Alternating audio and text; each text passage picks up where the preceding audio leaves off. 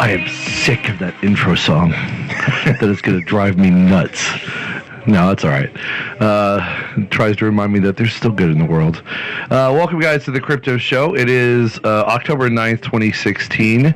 To give you a little context, we are coming to you live more or less during the presidential debate tonight.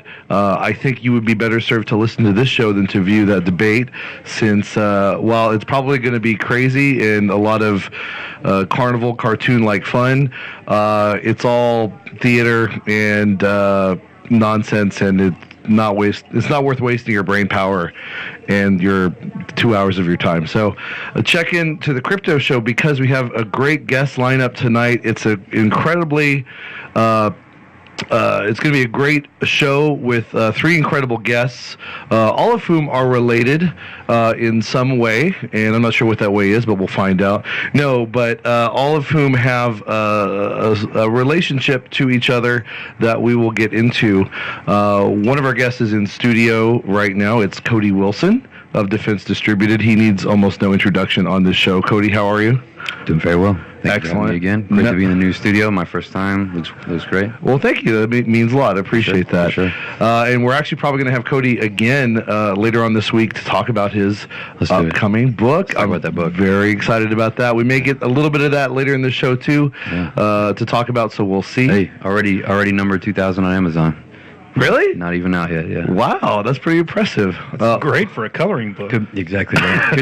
For a pop-up coloring book. Could be worse for bathroom reading, yeah. Right, exactly. Well, congratulations to Cody. And like I said, we'll talk more about that. Our other guest is going to be Simon Dixon. He is a several-time guest to the show.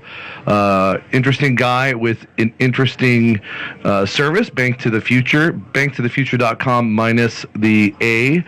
And it is a, I don't want to say crowdfunding because that's not technically correct, but it is an equity funding platform for certified investors. And we're going to have him on shortly, and we'll find out what his involvement is with our main guest, whom I'll get to in just a second. I do also want to remind you guys of our sponsors, CryptoCompare.com. Where instead of doing a news bite at the top of each segment, we're going to do all the news kind of crunched together in the middle. So you get a little expanded narrative. It's going to sound a little more coherent, all the news together. And that way it gives us more time to talk to our guests. And Hill Country Home Improvements, for all your roofing needs, they accept and prefer Bitcoin. And don't forget, LogosRadioNetwork.com. Well, our first guest is pretty famous in his own right, though many of our listeners may not know of him. So that's why it's going to be a very important show. Even if you do, he's an incredible guest with a lot of relevance to the show, both with respect to technology and to the sort of politics that we discuss related to that technology. He is the founder of Megaupload, which was basically an online storage and file transfer site. It was huge in its time, with over 1 billion page views throughout its history. Something like 50 million visitors per day at its height, and consisted of like 4% of the internet at one point. And it had it was the 13th most visited site on the internet at one point as well. And of course, you can find him now at his current website, Kim Dotcom. And thus, I would like to welcome to the show, Kim Dotcom. Kim, are you there? Hello. Yes, hi. How are you? Doing great. Thanks for being on the Crypto Show. We're very pleased to have you. This is quite an honor, and we're very excited to talk about what's going on. We're going to do the first half of the show, I think, of course, for those who don't know, discussing the background of Megaupload and your court case, and then getting into what's been going on with you more recently. Okay. So with that in mind, tell us about yourself, your background, how you got into tech, what Megaupload is, and then how you came to create that, and we'll take it from there. Okay. So I'm Kim Dotcom. I was born in Germany. I'm now 42 years old, and became quite early in my youth a computer nerd, a computer freak. I got my first Commodore C16, and then Oh, wow. Commodore 64, the old Brett case, as it was called, and started basically quite early. Was there when the internet basically was born. I started before the internet with dial-up modems and BBSs and things like that. So I've seen it all, been through the whole evolution of home computers, and then later the internet, and then later, the servers and data centers. Always been an avid gamer, so I've also been through the whole evolution of gaming, from Pong to Pac-Man to where we are today with games like Destiny that are just super realistic and beautiful to play. So, for me, technology was always the most dominant thing in my life. When I got my first computer, I realized, school is really not for me. They're not teaching me anything there that is interesting me. I've identified it early on as the thing of the future and something that I want to learn and want to get really good at. And that ultimately drove me to become a hacker, to explore computer systems and understand their weaknesses and find ways to get around certain security procedures and things like that. And I became really good at that until in my juvenile years of 17 years old, I was busted for basically, calling for free, providing people with blue box access so that they could call for free, and all kinds of hacking exploits that I was involved in. And then, I got a probation sentence because I was a juvenile, and the judge kind of saw it as youthful foolishness. And the funny thing is, back at the time, in Germany, we didn't even have any hacker laws. There was no law, so they had to put it under data espionage and all kinds of funny laws to apply to this case. So you basically created legal precedent in Germany, or? Yeah, twice. Wow. So first with hacking, but I get to the second time a bit later. From that hacking experience and having that court case back in the day, I rose to a little bit of fame in Germany for it, because I was the first big hacker case really that anyone has ever heard of in Germany. And through all that attention that I got, I also got a lot of attention from the very companies that I hacked, and they approached me and asked me, can you do penetration testing for us, and can you help us out making these systems more secure?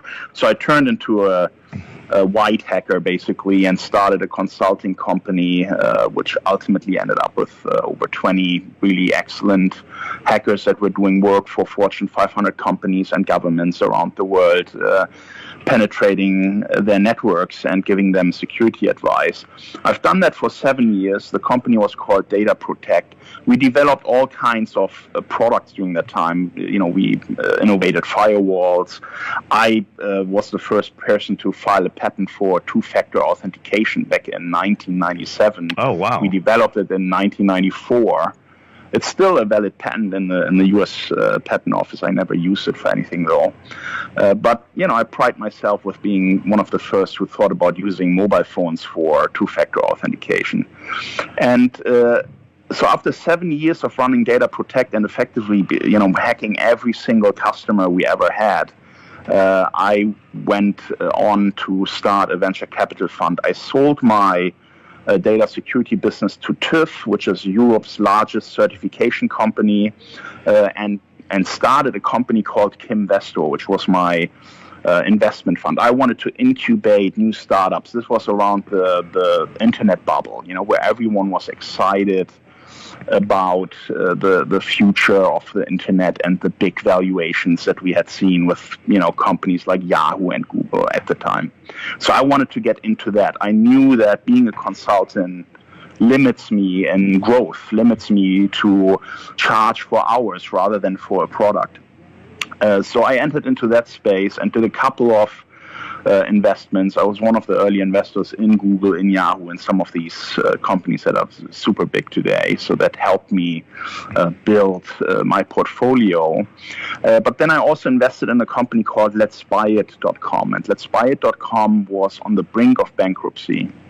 They needed money quickly from an investor who was willing to act basically instantly. There was less than a week time to save the company and over 200 jobs. And to describe letsbuy.com, it's basically a group buying website where people in the thousands come together to buy the same product, and then they get huge discounts. And there are business models today that are worth, billions of dollars that are listed already, that have followed in their suit and are now doing the same thing.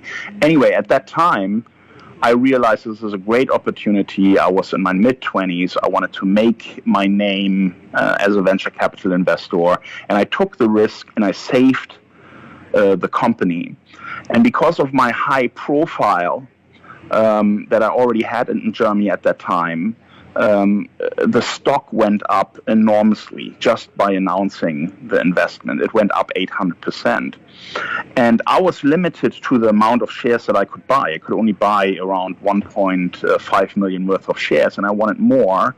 So I bought more from the market at the same price that the company gave me for my investment. So I didn't see anything wrong with that. And of course, when the stock went up by 800%, I said, look, I can basically minimize my risk now by selling down some of the stock that I bought anyway, and basically have a free run with this investment. But unfortunately, that was later turned into an investigation for insider trading, and I was the first case in Germany to be tried for insider trading. So again, a completely novel situation for me. I didn't know that even existed. I didn't think that a person who is saving a company and making a major investment to basically keep 200 jobs and a business going can be seen as doing something wrong. I agree with that, and we're coming to break with Kim Dotcom, so stay tuned. We'll be right back.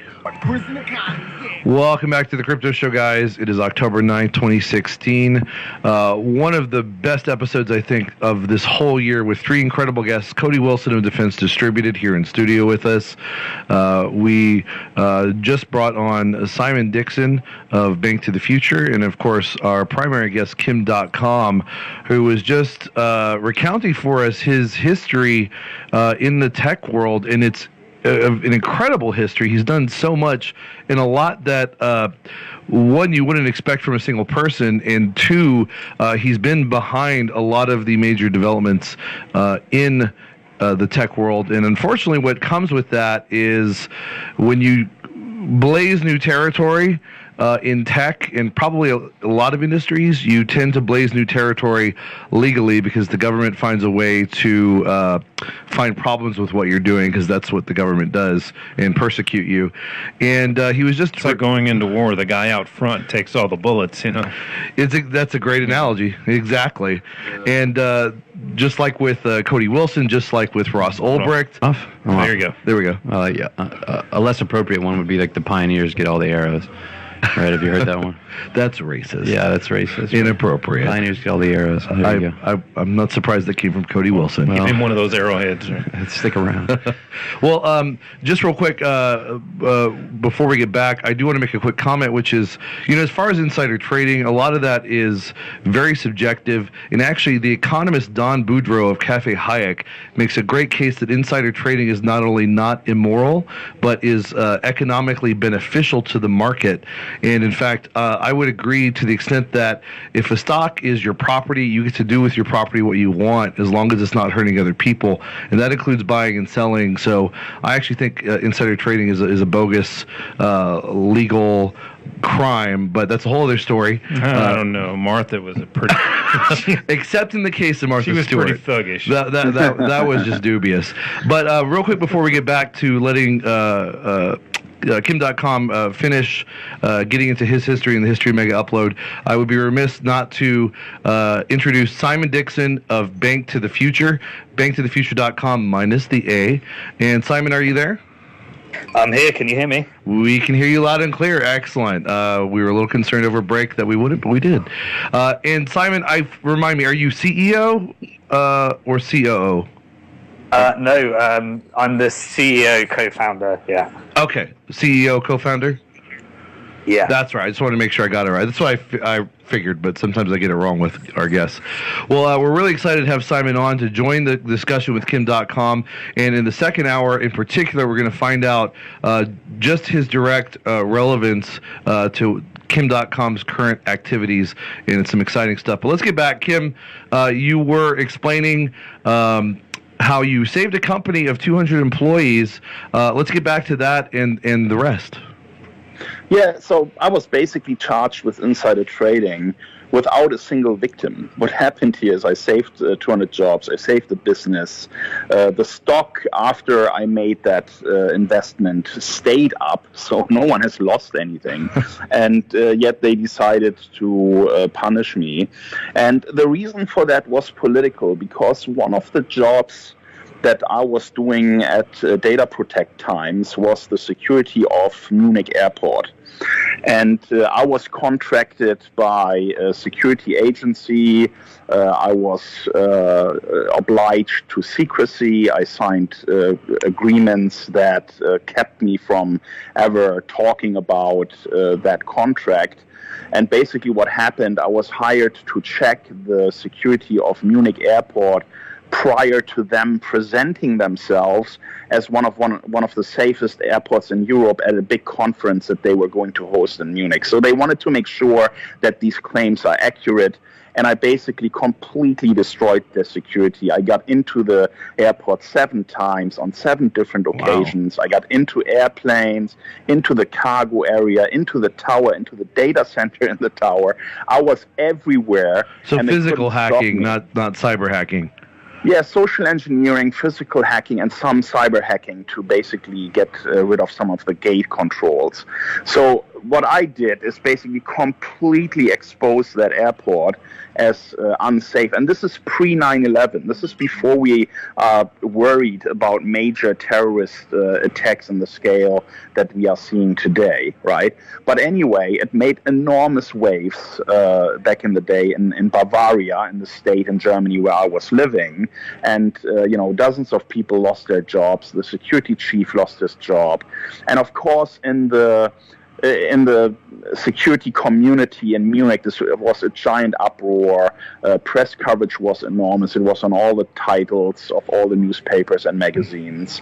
And I always felt that the insider trading case against me, which was so novel and wouldn't have brought against anybody else, was kind of payback for the insult that they received. Even though it was an official job that I did, but I couldn't talk about it, everyone felt that I did that as a joke or for fun. But it was actually a job that Data Protect was engaged in. And I agree. And real quick, sorry, I just want to say you're absolutely right. And what's interesting in comparison to the U.S., what happened there in your case in Germany is people lost their jobs when security was found to be lax, and it made big news. Whereas in the United States post 9/11, with 9/11, no one so much has lost their job within the government, and there was little focus in the media on real security going on, and so that's a very important difference between our country and other countries, it seems. Anyway, go on. Yeah, I have to say that I've always created a lot of unwanted hostility just by being successful in my job and by being successful with what I'm doing. Being the CEO of Data Protect, I had meetings with the top CEOs of Fortune 500 companies, and I would sit in their conference room and I would hand them burned CDs, stacks of burned CDs with their entire email communication for the last, 3 weeks. And in one case, this was Daimler-Benz at the time, one of the largest German companies. They also are a defense contractor. They build weapon systems and so on. And we hacked them in a way that we had access to their entire email communications of the entire group of businesses. So when I put that on the table, the panic set in, and they all of a sudden they see me as an enemy, not as a consultant who's trying to help them and assist them. They realized how big of a problem this was if this was going to be public, and they basically forced us, me and all my employees, to sign non-disclosure agreements with massive penalties. And they paid us very well, but in my job I've always created enemies when I was just trying to help. Of course, I also enjoyed sitting there and seeing their chins drop and their faces go pale when I show them how easy it was to basically take over their entire billion-dollar business. Yeah, to undermine their hubris. Well, and we got a little bit less than 2 minutes till break. And I like that you've talked about this because this establishes your history of being politically targeted and making enemies, like you said, for doing good, for helping companies and people out. And I think that's not irrelevant to what later happened to you with Megaupload. So go ahead with what you were going to say, but let's also start to get into Megaupload, what it was all about, and then we'll get into what happened with that and with you after that. Yeah. So with this insider trading case, I felt that I was very unfairly treated by the German media. They basically predetermined my guilt and made it very difficult for me to mount a defense. And after all of that happened, I decided, okay, I don't want to live in Germany anymore. I will start over somewhere else, and I decided to move to Asia. I lived in Hong Kong, and I started my new businesses there, and one of them was Megaupload, and I'm going to talk to you guys about Megaupload for a little bit, but it's probably better to start that after the break. Absolutely true, and very excited to get into that.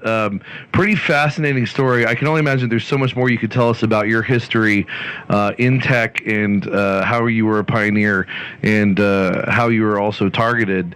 And we'll find out more about the big case and the big success story, which is Megaupload, and then what might be following after that to replace it, but much better in the second hour. So stay tuned. There's a lot more to go. So what's going on? Oh my God, Cody? Did you hear him wailing in there? No. He just said, he's like, you know what? When I win, I'm going to put a special prosecutor on you, and we're going to check out your situation. Like to her face, and he's like, because there's no one, and he just goes and goes and goes, and he's like, and he's like, and we're gonna figure this out because this is a disgrace, and everyone is furious with you, blah blah blah. I have to admit that's pretty cool because I mean I don't like Trump, but Clinton is a criminal, and she deserves to be told that. But hold on, she Bill goes, Clinton number 2. So she's like, she's trying to suffer. She gets through it, and she goes, well, we should just be thankful that there's no one with Mr. Trump's temperament in the Oval Office. And Mr. Trump goes, because you'd be in jail.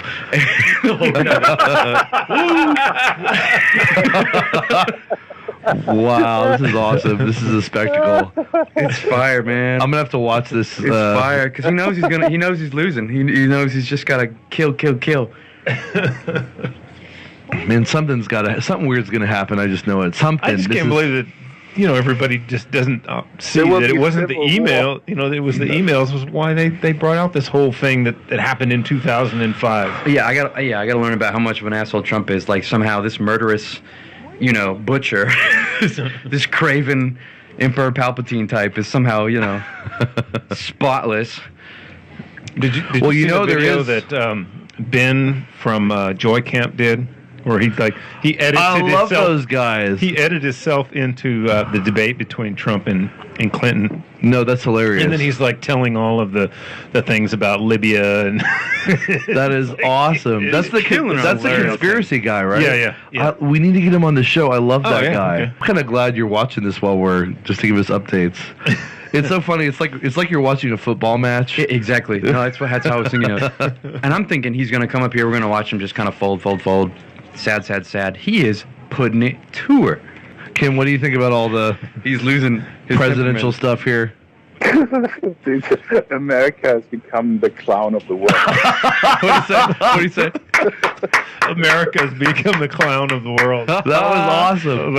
That's just because they took your money, Kim. That's a quotable quote. Hey, that's why. That's just sour grapes, Kim. Yeah, No, sour I'm grapes, kidding. Kim. Why do you think I'm sorry. Why do you think we have clowns hiding in the woods and stuff, man? That's a good point. It's like a real life metaphor for what's going on. That's so crazy. Hey, I've been writing in SpongeBob since 2012, and I'm going to continue to do it. I can't believe I'm missing this debate, you fuckers. Well, you know what, Kim? We appreciate you missing the debate for us. We Don't really worry, do. there'll be plenty of replays. Oh, Yeah. man. I only realized it yesterday that it's on the exact same time. And I'm like, Yeah. fuck. My Well, God, I'm glad you not only realized recorded. yesterday, not earlier, so you didn't drop out. All right, I'm looks like looking forward to watch it. I recorded it. I know, I can't wait either. Yeah, that way you can skip through the commercials. Yeah. It's that's train right. wreck, man. I know, I'm sure. Do they All right. have commercials at a presidential debate? No. No.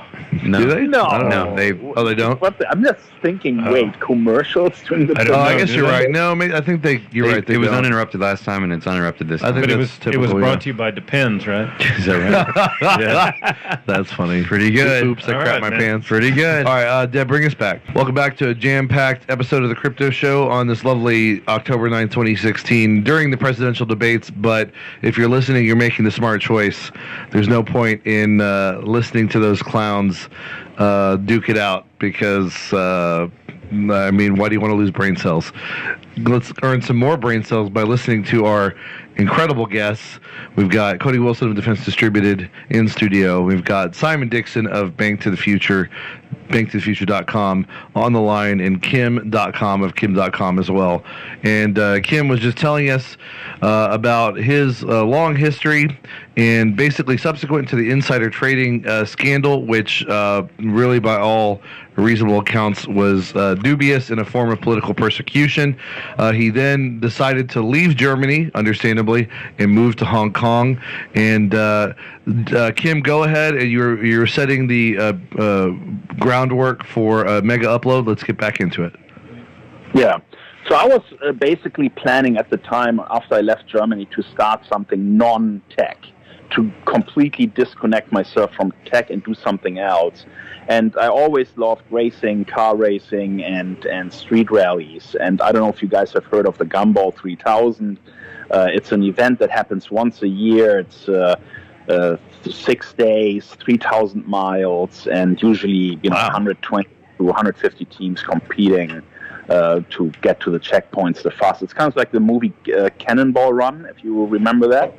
Okay, yeah, exactly. Where does it take place?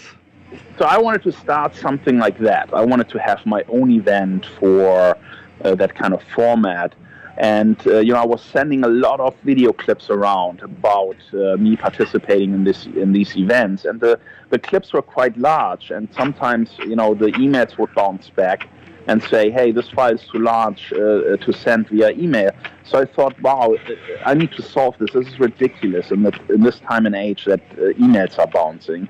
So I started a server where I could upload these videos, get a unique URL link, and then instead of emailing the file, I just emailed the link to the recipients. And then those recipients come back to me and say, well, this is really cool. I want to use that as well. Can you create some kind of website that allows us to use that as well? Because we are all having to deal with email server limitations. So I did that. I built it. I launched the site. And basically, instantly, within a week, that thing took off because everyone who ever received a link through Megaupload now knew about Megaupload and wanted to use it as well. And if the word viral has any meaning at all, it's really in the context of Megaupload, because within a month, we had tens of thousands of users, and that was at a time, when sites didn't grow like crazy. And within a year, we had millions of users. Wow. And So just through word of mouth? Yeah, just no. We've never spent a single penny on advertising. I believe that. Yeah, That's it incredible. was a pure viral growth, and the server infrastructure grew, the bandwidth requirements grew. We were one of the biggest bandwidth customers of backbone providers in the world. As you mentioned earlier, at the peak, we were responsible for 4% of global internet traffic. That is massive. That is a massive amount of data that we were shifting around every day for our users. And this popularity was a thorn in the eye of the content industry. They couldn't believe that a website as simple as ours was so popular and could so easily be used by people, to infringe on their rights. The laws were pretty clear. If a user does something like that, it's the obligation is with the content owner to report links to the service provider, and then the service provider takes down the links, and we've done that. We had a takedown compliance of 99.999%. We went even further. We gave content owners, over 150 of them, direct delete access to our servers, so they could go in, paste the link without us doing any kind of checks, and the link would be taken offline instantly. A service that no other service provider gave to, for example, Hollywood at the time. Yet they were still not happy. They didn't like the laws that they currently had to comply with, namely the DMCA, the Digital Millennium Copyright Act, which basically puts the burden on the content owners. And Hollywood and the cartel around it, the copyright cartel, as I call them, they then tried to fix this politically.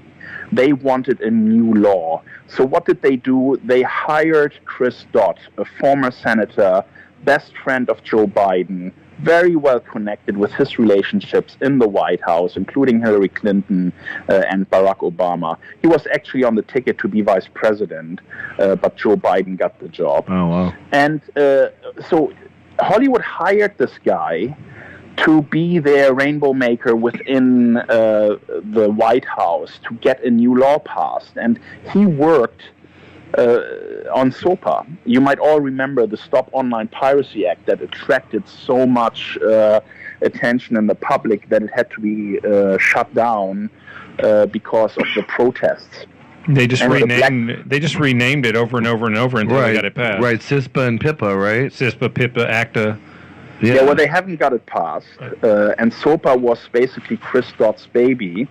And in parallel to SOPA, Chris Dott got the White House to basically do a pay-for-play law enforcement action against Megaupload, because Hollywood is the most significant contributor financially to the Democrat Party. And it's not just the money that they bring to the party, it's also the endorsements of the Hollywood stars, it's the media that Hollywood controls. A lot of TV, radio is controlled by these companies that are members of the MPAA. So they are very powerful. And Chris Dott threatened the White House openly and said, if you don't help us keep our jobs here in this industry, why should we help you keep your jobs? So on that note, it is important to understand that Barack Obama was trying to get reelected for a second term. The polling was really close. It was a very tight race. And if Obama would have lost the support from Hollywood, it could have basically allowed the Republicans to get the White House.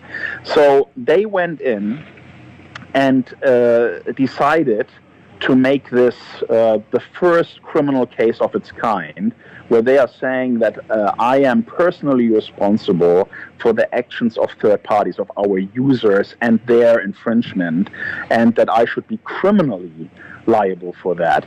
And the way they did that is Joe Biden, who himself says he is the world's best friend of Chris Dott, has put his former lawyer, Neil McBride, into the Department of Justice to be a U.S. attorney. He put him there, and then he asked him to run this case against me. And it's the same prosecutor, by the way, that is prosecuting Assange and Snowden. Oh, wow. So that's why we know it's very political, very targeted. This same prosecutor was in the White House briefing the chief of staff of Joe Biden about the developments in my case a week before Biden had a meeting with all the studio executives, so all the CEOs of the big studios like Disney, Warner, you name it, including in the meeting one guy from Hong Kong who is an extradition expert. So we knew immediately what this meeting was all about. The fix was in. The fix was in. And we know all this because, fortunately, Obama, when he announced that his administration is going to be more transparent than any other, has made the visitor logs of the White House public. So we were able to access them, find all these traces of all these meetings. We found out how many times Dot went to the White House since he became a lobbyist, and all these things, which paint a pretty clear picture that this whole action against Megaupload originated in the White House because Hollywood hired the senator who was putting enormous pressure on the White House with the financial power and the election power that Hollywood brings to the table. That's and just they incredible. They used that to basically create this case against me. Now, a number of experts have spoken out against this case, including... Well, before we get to that, sorry to interrupt, we are coming to break with Kim Dotcom. What an incredible story.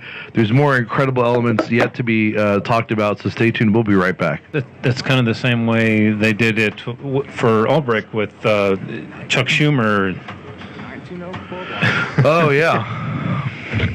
And that's what's so creepy is, like, it's not just passive judicial or criminal actions. These are, like, essentially, like, mini conspiracies from all the way up to the top. There's, you know? That whole raid that they did on his compound, you know, apparently was just, like, prompted by MPAA and, like, lobbied for by Hollywood. Like, it wasn't even... It was kind of extrajudicial, as I remember it. And you know what's so appropriate about that? That is very Hollywood. Yeah. Because and there's footage of how they did it. They were like they conspicuously recorded it, and Kim got the footage and stuff. So there was something very, Kim put a song out about it, and it became 3-4 cycles of media. Oh wow. It was a Hollywood way to take you it should down. When he gets to that, you should bring that point up. The other thing is, like, in comparison with the Silk Road, it's all of these other sites pop up after the Silk Road, and it's not really, they bust him, and he's getting like 5 years, 10 years, whatever. You chop off one branch, 10 other branches come up. And the same thing has happened with Kim Dotcom. All these other sites have popped up, and they're not doing the same thing to them. Yeah. What's the timing of Napster in all of this? Timing of what? Napster? Of Napster, yeah. Huh. Well before Megaupload. Yeah, because Napster was around 2000, I think, 2001. Yeah, that shutdown was in like early 2000s. Yeah, because I remember. But you need to remember, all of those are civil cases. I'm the first criminal case. Oh, that's a good point. Yeah, that's a really good point. Yeah. Metallica was so boss. Yeah. Oh my God. James Hetfield was so mad. Did you watch the documentary by Alex Winter about Napster? Downloaded? I still haven't seen it. Awesome. You only interviewed him. I didn't get a chance to watch it. It's good. It's really I need to. We need to have him back on eventually. He should come on anytime, right? He's real friendly. Yeah, he's doing a doc on Frank Zappa right now. He should be doing a doc about. He should be doing a doc about Kim. That's what he should be doing. I know, right? Well, maybe next, right? Kim, have you met Alex Winter yet? Yeah, I've spoken with him. Yeah, he did the doc about the Silk Road. He should totally be doing one about your situation. Yeah, no, I watched it. He's well aware of my case. Yeah. We're talking every now and then. Yeah. But there's already a documentary being made, which is to be released in January, I think. Oh, awesome. Cool. We'll have to cover that. All right, well, we're coming back. Deb, whenever you're ready, bring us back. Welcome back, guys, to the Crypto Show, October 9, 2016. During the presidential debates, our guests are Cody Wilson of Defense Distributed, Simon Dixon of BankToTheFuture.com, and Kim Dotcom of Kim.com and Megaupload fame. And we were just talking about Megaupload. So crazy that he was born with that name. I know. Just what an incredible coincidence. What, he wasn't? Oh, we'll have to ask him about that later. No, the .coms of Bavaria, right? That's the... Right, no, these are the Sioux Falls.coms. No, it's the phone.coms of Bavaria, an aristocratic family related to the... We've done the KYC on Kim. It's his legal name. Here you are, Mr. Regulator. It checks out. It is in my passport. It's my legal name. No, I know. I remember watching an interview with you, and you said that. That's pretty cool, I think, actually. Yeah, I like that. Well, and I mean, it almost, real quick, we'll get back to what we were talking about, but it almost goes without. It really doesn't need to be asked, I don't think. But why did you change your name to Kim Dotcom? Well, because I have everything to thank the internet for. You know, the internet made me who I am, made me successful, and gave me the best times of my life. So it's basically a homage to the internet. That's really cool. I like that. And then, of course, if anyone needs to find you, it's not hard. They don't. Yeah, exactly. And before Kim Dotcom, my name was Kim Schmitz, which is for Asians impossible to pronounce. So I was like, let's do them a favor and change the name to something that they can actually. Well, I'm going to change my name to Kim.net and see what happens. You might get a million visitors out of that. That's not bad. Kim.net. At least there are no R's or L's in your name. That would have been even harder for the Asians. What? Well, so just real quick, I want to comment before we get back in. So clearly, similar to Ross Ulbricht of the Silk Road, there was the concept of transferred intent involved in his case, where Kim Dotcom himself is responsible for the actions of other people, which doesn't make sense in any moral or logical way, and therefore shouldn't make sense in any legal way. But that morals and logic don't usually enter into the equation when it comes to the government and politically persecuting people, so that's not surprising. And I also want to add... but there are two big differences, right, in the Ulbricht case and in my case. Oh, go ahead, yeah. In my case, it has nothing to do with drugs or other illicit things that could be shipped around. It is purely copyright. Oh, well, sure. Fair enough. Yeah, for sure. And in my case, in the history of anything to do with copyright, these cases were always civil. And there's not even a criminal statute against secondary copyright infringement. So what they're doing here is completely novel and basically a hack of the law. They're trying to do something here that they don't even have a law to do it with. That's a really good point. So in some respects, it's even worse. You're right. The precedent was civil, and they're really grasping for straws with your case. So and just outside the jurisdiction, just a little bit. Exactly. And we'll get into exactly. We'll get into that too coming up. Did you see if they got the Backpage guy? Yeah, we were just talking about that the other day. Yeah, isn't it the same kind of transferred intent justification? I mean, not exactly. like copyright, but a lot like Ulbricht. They're like accusing him of running like a prostitution ring or whatever. Child prostitution and all that kind of stuff. That's classifieds for you. Yeah, there you go. So we might have him on if we can. We'll see. But I just want to add too real quick before we get back. We talked about Hollywood's involvement here, and that's no surprise. And, this is not simply a passive legal process. It's clear that this was active going after Kim all the way from the top of the federal government, from the White House. I mean, essentially a mini conspiracy. And what's particularly interesting about that is, keep in mind, and this is something we discussed one of the recent episodes, it's not simply Hollywood in its copyright and its support of the Democratic Party. Hollywood has deep ties to the military-industrial complex. And we discussed that with the fact that if, as was supported by a journalist that we had dinner with a while back, any Hollywood movie that uses the Pentagon services for showing like a jet or a military anything, the military, the Pentagon, and this is true also of the FBI and the CIA, they have the option to go through and edit the script of Hollywood movies, and there are deep ties between the military-industrial complex and Hollywood. So this is, in a sense, a lot deeper and more important as far as power politics and money go than you might even expect. But anyway, let's get... Yeah, Hollywood is also the biggest recruiter for the U.S. military. But that's a good point. Soldier movies, guns movies, sure. Yeah, look at the recent sequel to Independence Day as a great example. Well, let's get back. So the fix was in. It was clear they were sort of inadvertently telegraphing what they were going to do to you. So I guess lead us up to that fateful day when things, S hit the fan. Well, no one ever had any expectation that anything like that would be possible, right? I mean, we were worried because of the rhetoric by Hollywood that at some point there might be some civil case against us, but no one ever thought that a raid would be possible. Now let me talk about the raid. I mean, this is outrageous, given that this is actually a civil copyright case. So what they did, they flew in with 2 helicopters. They had 72 people on the ground with assault rifles. New Zealand used their special tactic groups, which is an anti-terrorism group that is trained, to free hostages in terror situations. Anti-terrorism?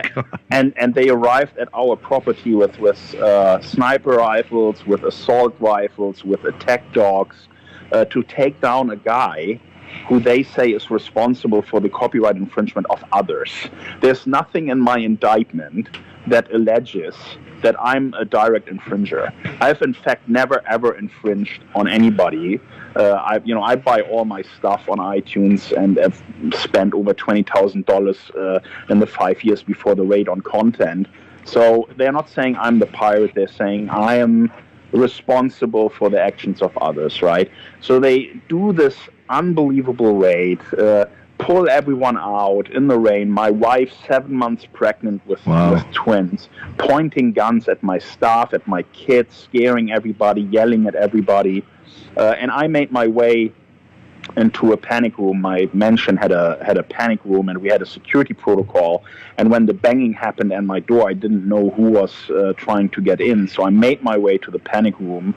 Once I heard the shout-outs of police, I disengaged the lock of the panic room, and I waited inside for them to come in, because I didn't know if I like pop out the secret door, which is hidden in a closet, if they would like shoot me.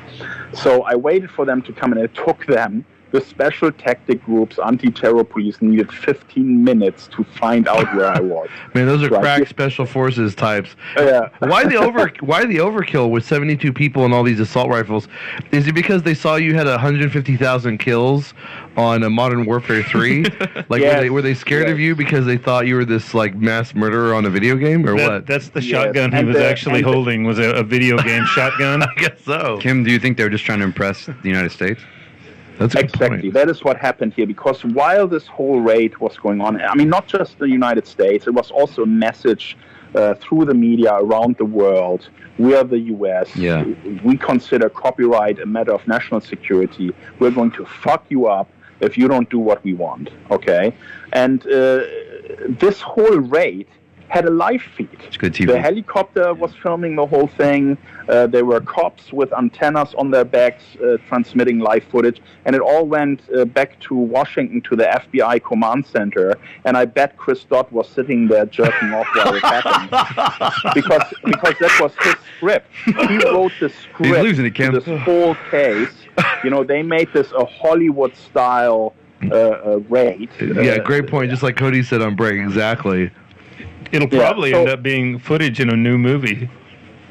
Yeah, so they were watching all of this live, and once we realized that, we basically subpoenaed through court action the New Zealand authorities, and we got access to all that video. So that's why I was able to show the world this whole raid in full HD, so everyone could see the ridiculousness of it. Oh, you're kidding! Like, so you made it accessible, the footage of the raid.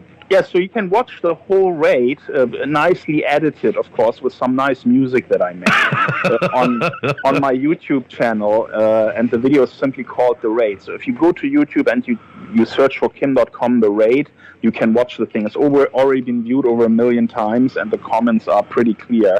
Everyone thinks it's completely outrageous. But this was all paid for by Hollywood, and this is a completely corrupt prosecution against a site that could only ever get in civil trouble.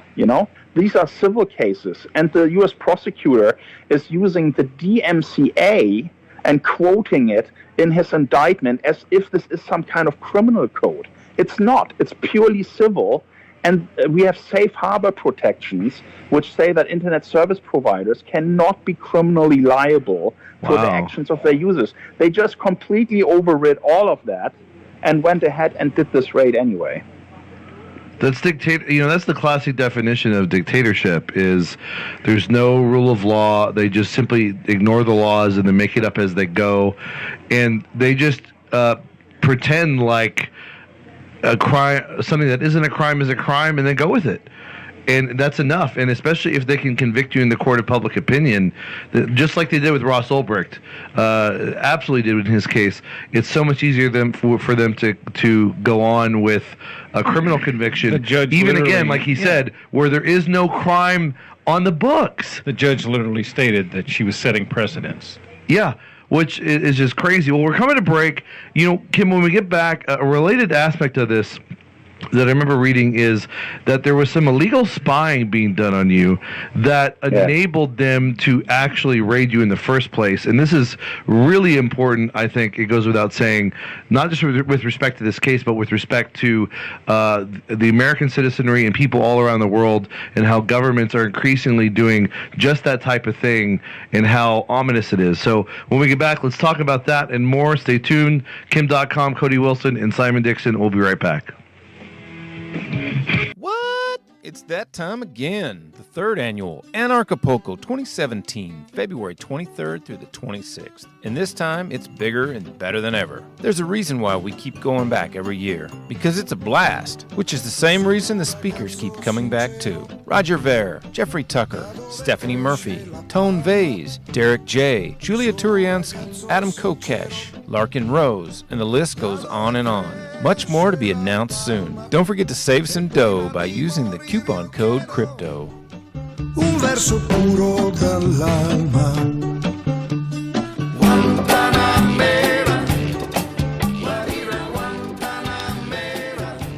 That's right. Go to anarchapulco.com and use a coupon code CRYPTO. Don't worry, folks. If you missed the latest episodes of the Crypto Show, you can always catch the replays on Tuesdays and Fridays on BitcoinTalkRadio.com, as well as the latest news in the Bitcoin space.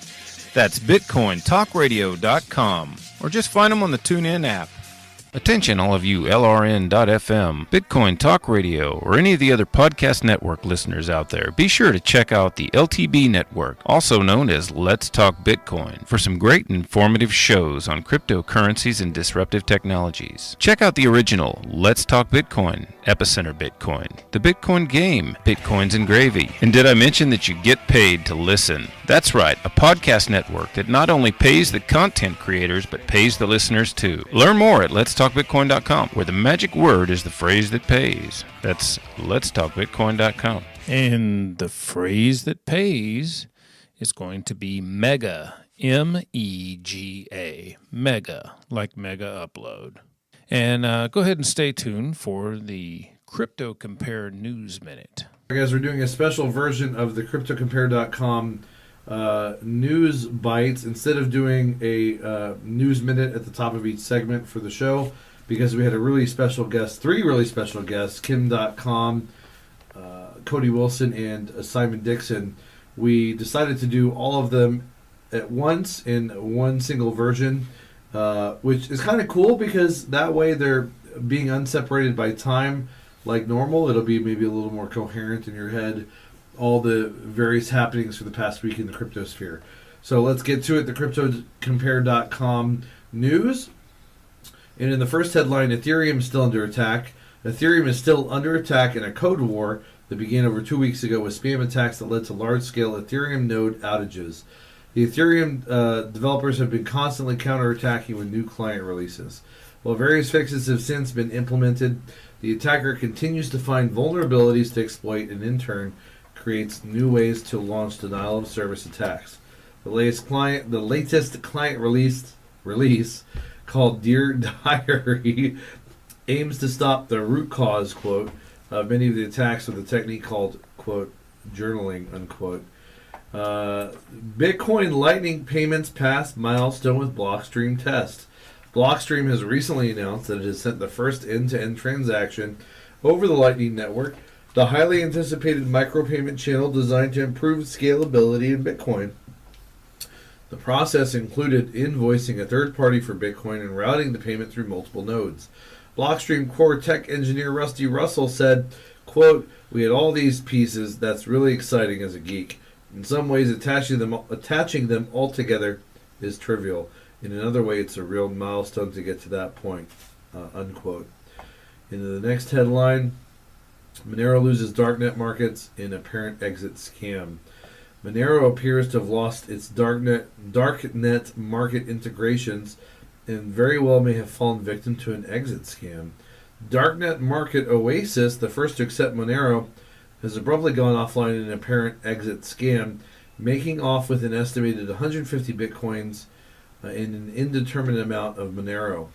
Several users report that attempts to withdraw XMR from Alphabay, the darknet market whose integration was closely correlated with the currency's meteoric rise, were unresponsive as well.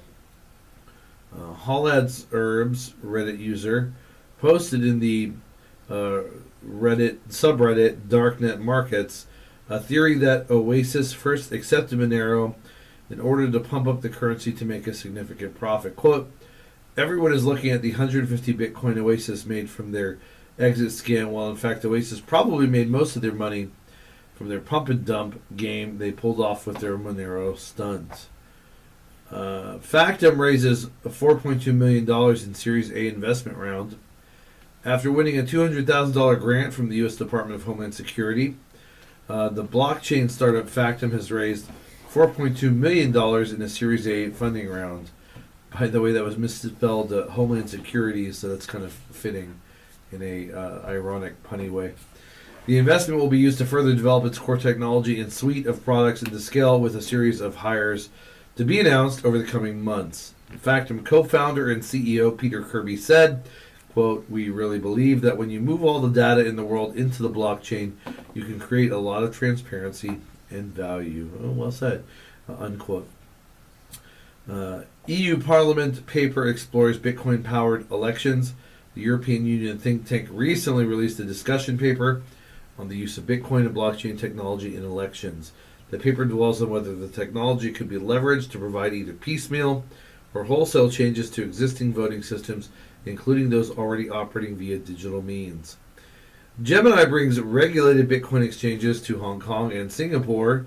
Gemini, the regulated Bitcoin exchange founded by the Winklevoss twins, is officially expanding its services outside of the USA for the first time to Hong Kong and Singapore. Registered users based in Hong Kong and Singapore can already begin trading US dollars with Bitcoin and Ethereum on Gemini's advanced digital asset exchange. Spain to tax its Bitcoin miners up to 47% of its profits, and that's why Spain is very poor. According to a recent notice from the official taxation authority, Bitcoin and cryptocurrency miners in Spain will see taxation of their profits. The new directive will require all cryptocurrency miners to register themselves with Spanish authorities before submitting taxes on mining earned profits. The Spanish Ministry of Finance will be responsible for implementing the tax rule. The authority will reportedly hire Bitcoin and cryptocurrency specialists, as well as training officials as a means to identifying all miners. And the voracious appetite of the government in Spain, of course, will only make people poor and ruin the economy, as has already happened. Well done, Spain. Exactly. IBM invests $200 million in blockchain-powered IoT office. IBM recently announced that it is investing $200 million to fuel its Internet of Things efforts, which will be led in a new office in Munich with as many as 1,000 employees. IBM, a founding member of the open-source Hyperledger project, emerged earlier this year as a strong advocate of blockchain technology. The company said, quote, "Businesses can share IoT data in a secure private blockchain to reduce the costs and complexities of doing business across a network of people and goods. This capability is fully integrated into IBM blockchain," end quote. And that was your CryptoCompare.com news cycle for all the most important news happenings in the past week in the crypto sphere.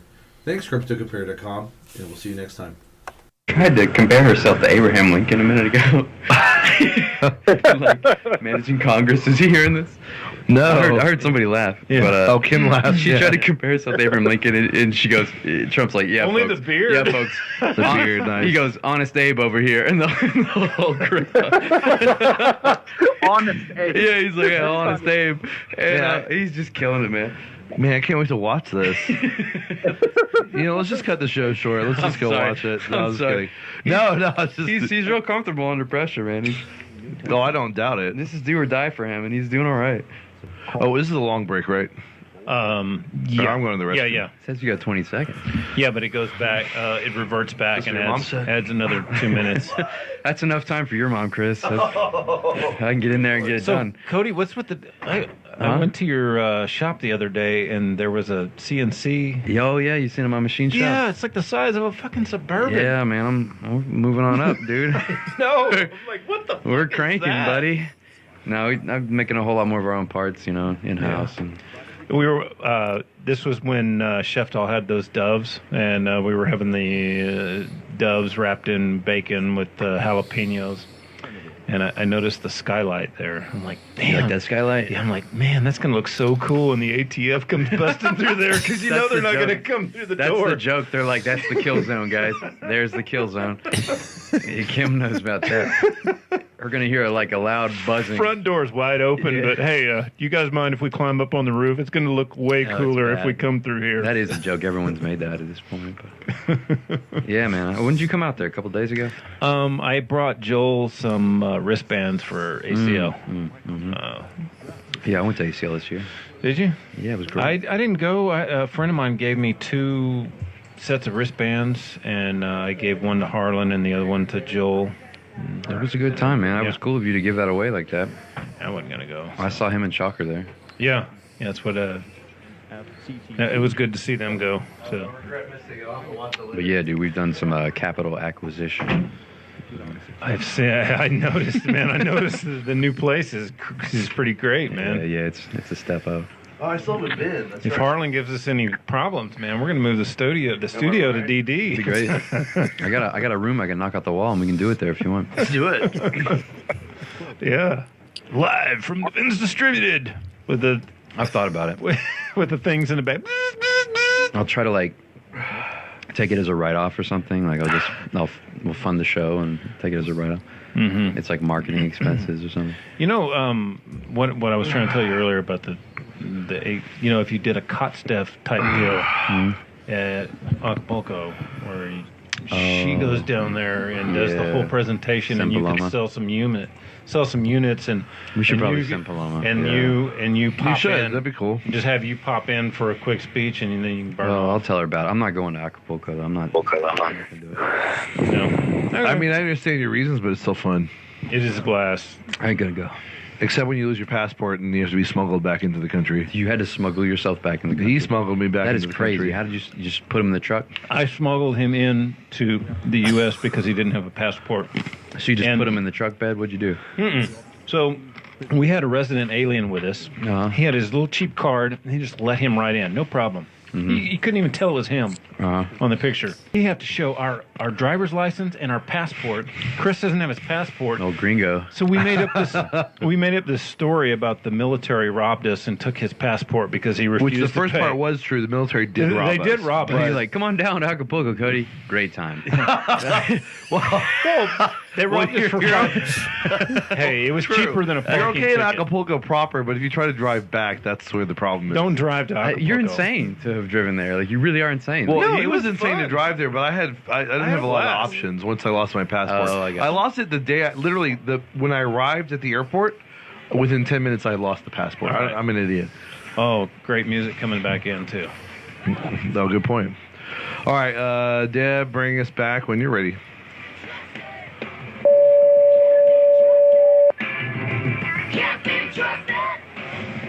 The government can't be trusted. No!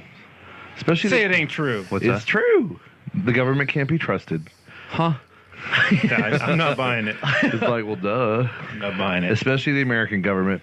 And real quick before we get back, we were just talking about Kim Dotcom's, the raid on his house by authorities was 72 men, which is total overkill.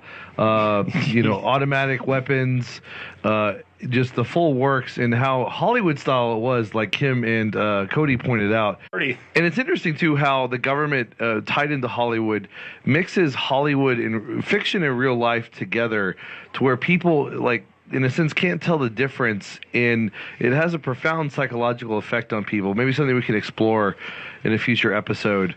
But it's just really perverse how over the top they make things, including in this raid for a man who literally committed no crime, according to the books, according to the legal, codex, if you will. And even if he had, it's not like, he was the criminal kingpin of some giant drug network. And even then, like, drugs should not be illegal, in my opinion.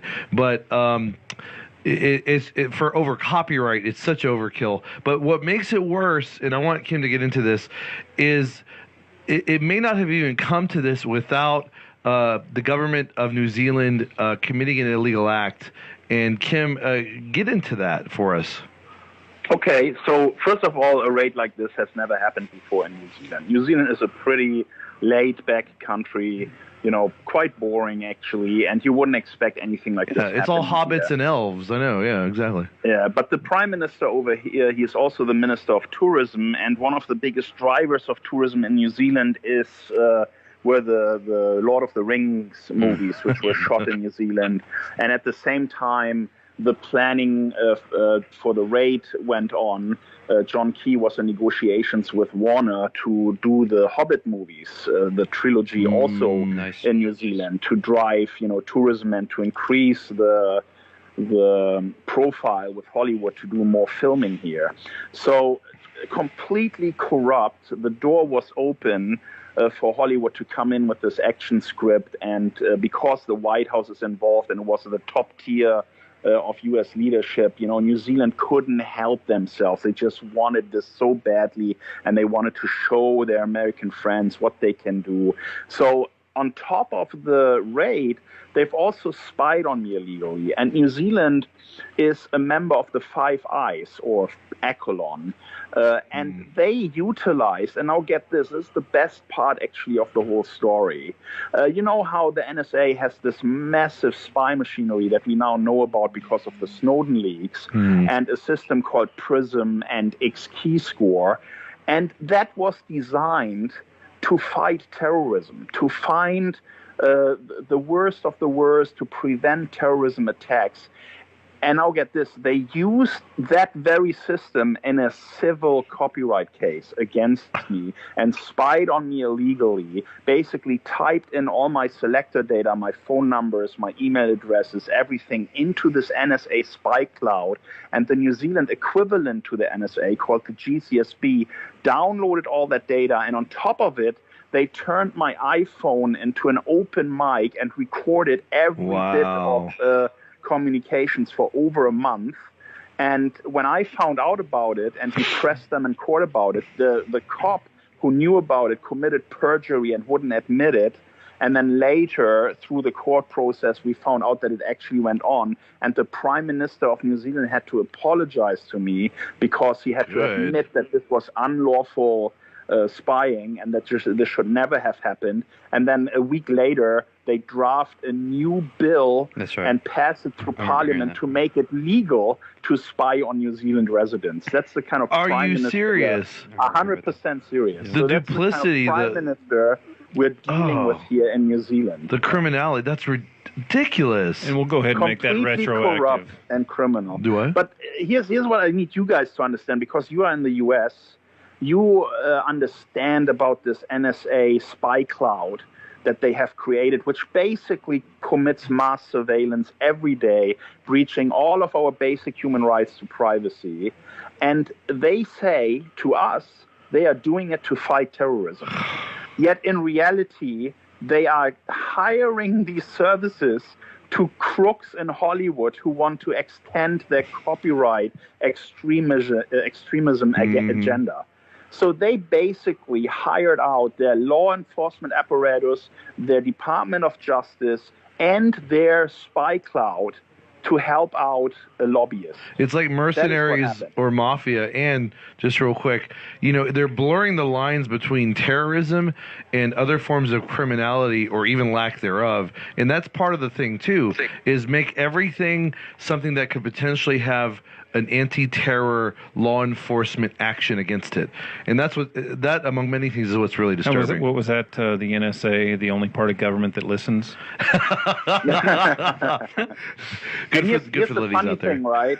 The easiest way for us to get the 33,000 deleted Clinton emails is to call the NSA, because they have all of them right now in their spy cloud. All it takes is to type in Clinton's email address into XKeyscore, and it's all there. Yeah. All the deleted stuff is right there, and yet here they are using this stuff in a copyright case, but not in other really important corruption cases or against bankers that were causing the last big financial crisis or other things. But they're using it in a copyright case. For a major I'd like to see James Comey of the FBI. Now I know how to. Yeah, exactly. Now I know how to keep everybody. Now I know how to keep everybody out of my email. I just CC Hillary Clinton, and no one will read it. And by CC you mean confidential. Yeah. Yeah. Oh, is that what that C stands for? Yeah, exactly. I'm sorry, I didn't understand. I'm the Secretary of State, but I didn't know what the C stood for. But yeah, you'll never see James Comey subpoena that from the NSA, and that's such a good point, Kim. Yeah. Now let me give you just a short list, and I will not spend too much time on it, about other unlawful activity by the U.S. and the New Zealand government. So they spied on me illegally, and that was basically proven in court. They issued unlawful search warrants. We had one judgment that said the search warrants were unlawful. They seized my assets in New Zealand without a hearing, which is completely unlawful. Wow. They seized them and later said, sorry, where there should have been a hearing where he can defend himself against the seizure, we forgot that part. So that was also completely unlawful. Then the FBI, right after the raid, the New Zealand authorities allowed them to make clones of my hard drives and then ship them by FedEx to the United States, where the extradition treaty says you can't do that. You can't ship any of the evidence until the extradition is concluded or there is an official ministerial order to send it away. The FBI didn't give a fuck about that. They just copied it all and shipped it over to the United States. Then a judge here found that that was unlawful and that they should not use any of that stuff and ship it back. Of course, they didn't ship it back. Yeah, too little, too late. Instead, they used the communications that were on these hard drives in a supplementary indictment. Basically, it's called the record of case. So they are using stuff that they shipped away illegally, where a New Zealand judge found you can't use it. This is how arrogant the United States is dealing with it. Yeah. And because they know how weak this case is, how novel it is, how outspoken the professionals are against it. We have an expert opinion from a Harvard Law School professor who says this whole case is bogus, it's a sham. And in order to win, the U.S. government declared me a fugitive.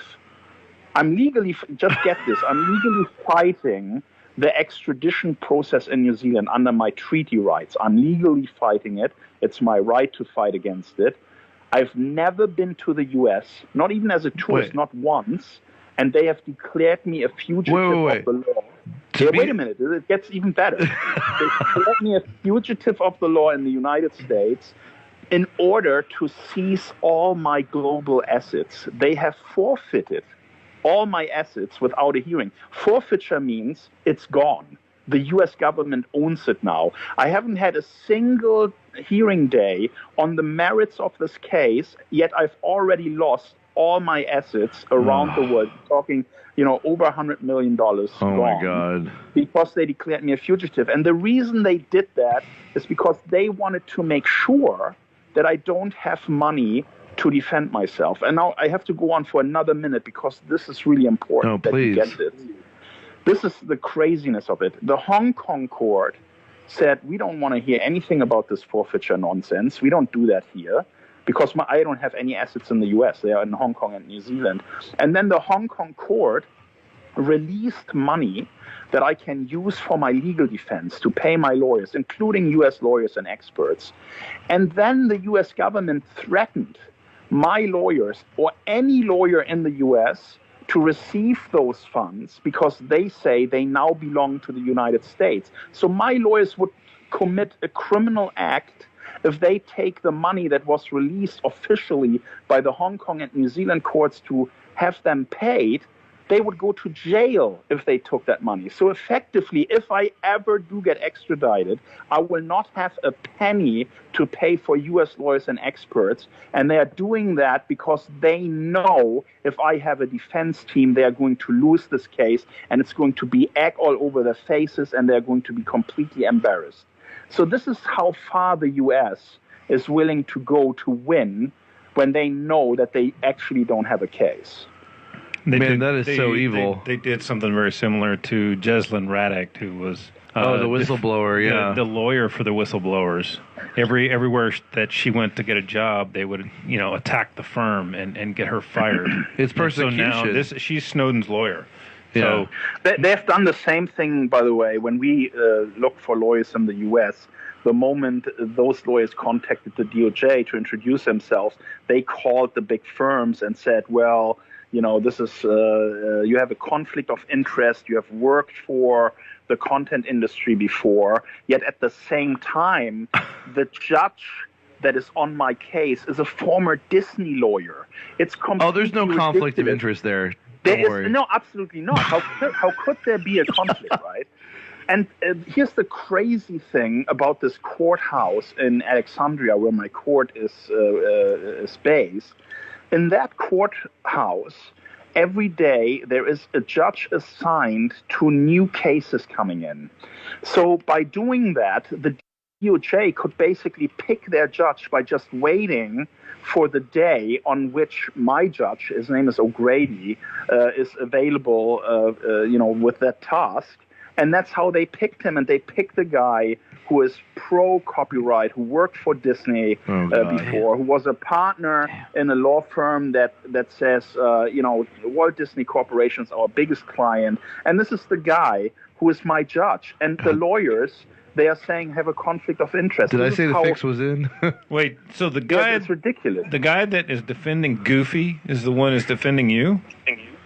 No, the guy who's defending Goofy is attacking me. It's the judge who has ordered that no funds should be released for my defense. The servers are deteriorating in the data center, powered off. Users are losing their data. He has not ruled on our motion to dismiss. He has allowed an indictment against criminal. the holy... Listen. Well, we're coming to break, so we'll get back to this on the other side. This is all criminal. It's crazy. We'll be right back. Wow. Oh, my God. Princess Ariel's lawyer? Oh, shit. I'm glad you're getting Princess Ariel's lawyer.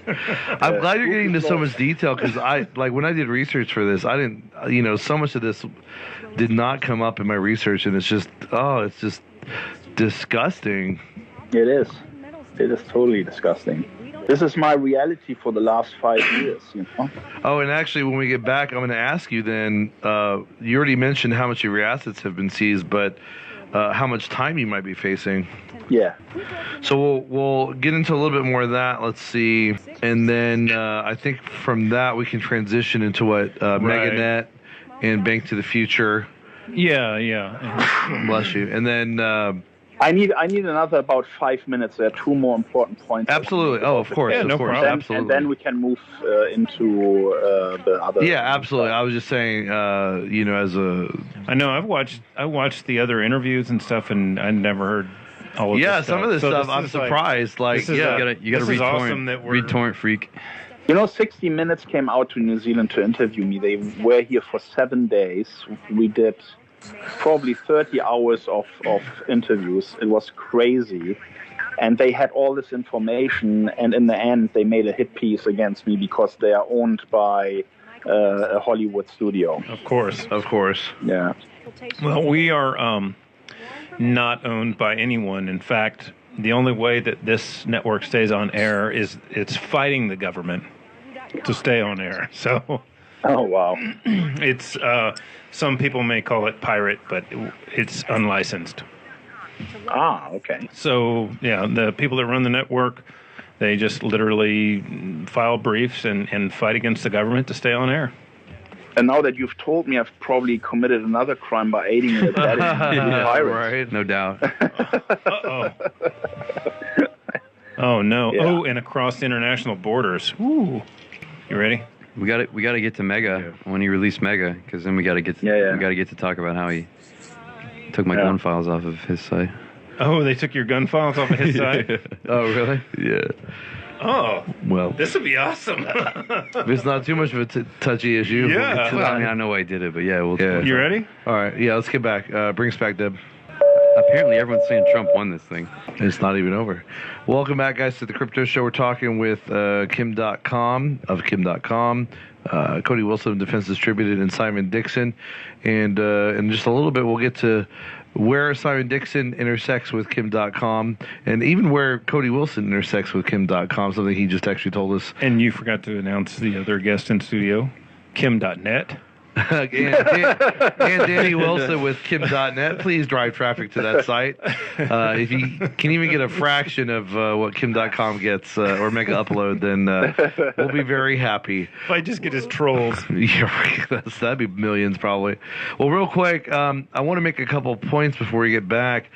Kim.com was counted as a fugitive by the U.S. government, and I just want to say, to be fugitive, don't you have to have been somewhere and then leave it to be a fugitive? So, like, that's exactly the definition in any dictionary, but they don't care about that. Right? Yeah, Kim.com has never been to the U.S., but he is a fugitive, meaning he has been to the U.S. and as a matter of fact, escaped it, which that doesn't make sense. Recount the pinned post on Kim's Twitter. Yeah. Oh, real quick. Actually, that was pretty. I love that. Hold on one sec. Real quick. I'm sure Kim knows it. What the pin post on your Twitter? What is that? I never lived there. I never traveled there. I had no company there. But all I worked for now belongs to the U.S. Yeah. And that's $100+ million that he earned legitimately, helping people. Oh no, you didn't build that. Yeah, that's exactly what Obama would say. And and then they're basically denying him due process by denying him funds for a legal defense and by intimidating any potential lawyer from helping him. And that itself is a huge violation. Well, let's get back. Kim, I know you had more to say. I think that should be reversed, though. Since they took his stuff, Kim should be telling them, hey, you didn't build that. Yeah, put it back in their face. Exactly. Well, go ahead, but also want to ask you to add, do you have any chance to get your money back? And then how much time are you potentially facing a prison time? Well, the indictment is charging me for 88 years. So they want to put me in jail for 88 years. And actually, the MPAA lawyer went on a radio station here in New Zealand and defending that and said, yeah, that's absolutely the punishment that he deserves. Oh, my God. It's hilarious. I mean, they're so disconnected from reality, these Hollywood folks. It's just unbelievable. 10 years ago, you would get a slap on the wrist if you downloaded something or did something wrong, and today they're talking about decades in jail for copyright infringement that I haven't even committed. That is the craziness about this whole case. And by the way, since this case happened, no other case like it has happened anywhere in the world. This proves that this is a novel test case for the Department of Justice. They burned their fingers here. They will not do that again. I started a new site called Mega in New Zealand after the indictment. The first year anniversary of the raid, I started this new site, and it was fully encrypted cloud storage. And today that site has over 60 million users and is hosting 2 billion files. Wow. So, and they haven't done anything to try and shut that down. Are you making money from that, I hope? No, because Hollywood then went ahead. I created a family. Listen, I created a family trust. I put all the shares of the company into that trust, benefiting my kids and my wife. And Hollywood then went ahead and seized those shares under a civil proceeding to make sure that those funds are also not available. So Hollywood and the U.S. DOJ are working hand in hand to destroy me and to keep me from having a fair go in the courts. You should try using Bitcoin. it'd be really hard for them to take that. Yeah. Well, let me just say where we are now legally in New Zealand, right? We've just finished our High Court hearing appeal against extradition. We have shown to the judge that under New Zealand law, there is no extradition offense because in New Zealand, online infringement is a purely civil matter. The Copyright Act in New Zealand creates the code that creates copyright. So copyright can only exist within that law. And that law says internet service providers have no criminal liability. And there's even a safe harbor here in New Zealand that says that a service like Megaupload is completely shielded from any kind of criminal liability. And in extradition, there's a thing called dual criminality. So something that isn't criminal in New Zealand, I can't get extradited for. That makes sense. So what did the U.S. government do? Get this. It's getting more and more hilarious, their desperation, right? So they are now not relying on the Copyright Act anymore. They are saying this was a conspiracy to defraud. It's not what it's called in the indictment. They don't call it that in the indictment, but they say it's basically outside the Copyright Act. You have to look at the conduct. This is a fraud conduct, and we can extradite him for that. Yet the funny thing about it is that the Supreme Court of the United States has found that copyright can only be charged within the copyright law, and fraud does not apply to copyright. Oh my God. So they already have cases in their Supreme Court in the United States that have completely dismissed this theory, yet they are using it here in New Zealand to try and get me extradited. This whole case is such a clusterfuck of incompetence and maliciousness. Once it's all done, I really hope someone will make a series about it, like, a 5 or 10 episode series to really put all of that to the light, because it really makes the U.S. government look like clowns. Real egg on their face. And there's more holes in what they're doing than Swiss cheese. I mean, I think every time you make a statement about how unsubstantiated everything they're doing is, I think you're done. And then you throw out 5 more, and they're just committing crimes left and right by violating their own laws, by making stuff up and overreaching, and just fabricating stuff. And I mean, it's like a Kafka. It's like the trial by Kafka. I mean, it's just unreal, surreal, and crazy. You remember it was an animated series or puppet series called The Dinosaurs. And they all worked for We Said So Corporation. That's appropriate, exactly. And now here's another important thing that a lot of people don't know, and it really shows how weak this case is. The U.S. government, through New Zealand Crown law, has approached my lawyers twice to try and settle this case. They wanted me to accept some kind of under New Zealand law copyright liability, because they wanted to wash their hands from the risk if I go after them for damages, when it turns out that everything that they have done was completely malicious, unlawful, and that it was a persecution for pay for Hollywood studios, right? So they wanted to find a way to settle this thing with me, and I told them to bugger off. I told them I'm not interested in any settlement. I'm going to see this through, because this is much bigger than me.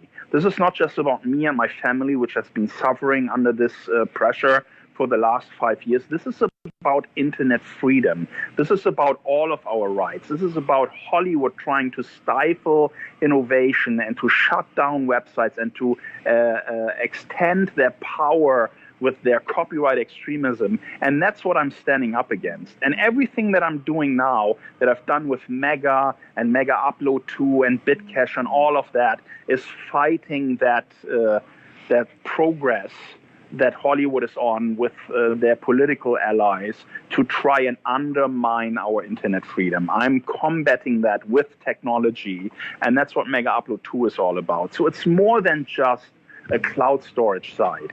It's a message of everyone who loves the internet against this kind of conduct, and saying, hey, I'm a user here and I'm supporting this because this is right, and what you are doing is wrong. I agree. It's technology is free speech. It's technology is political activism. And frankly, you're a hero for everything you're doing.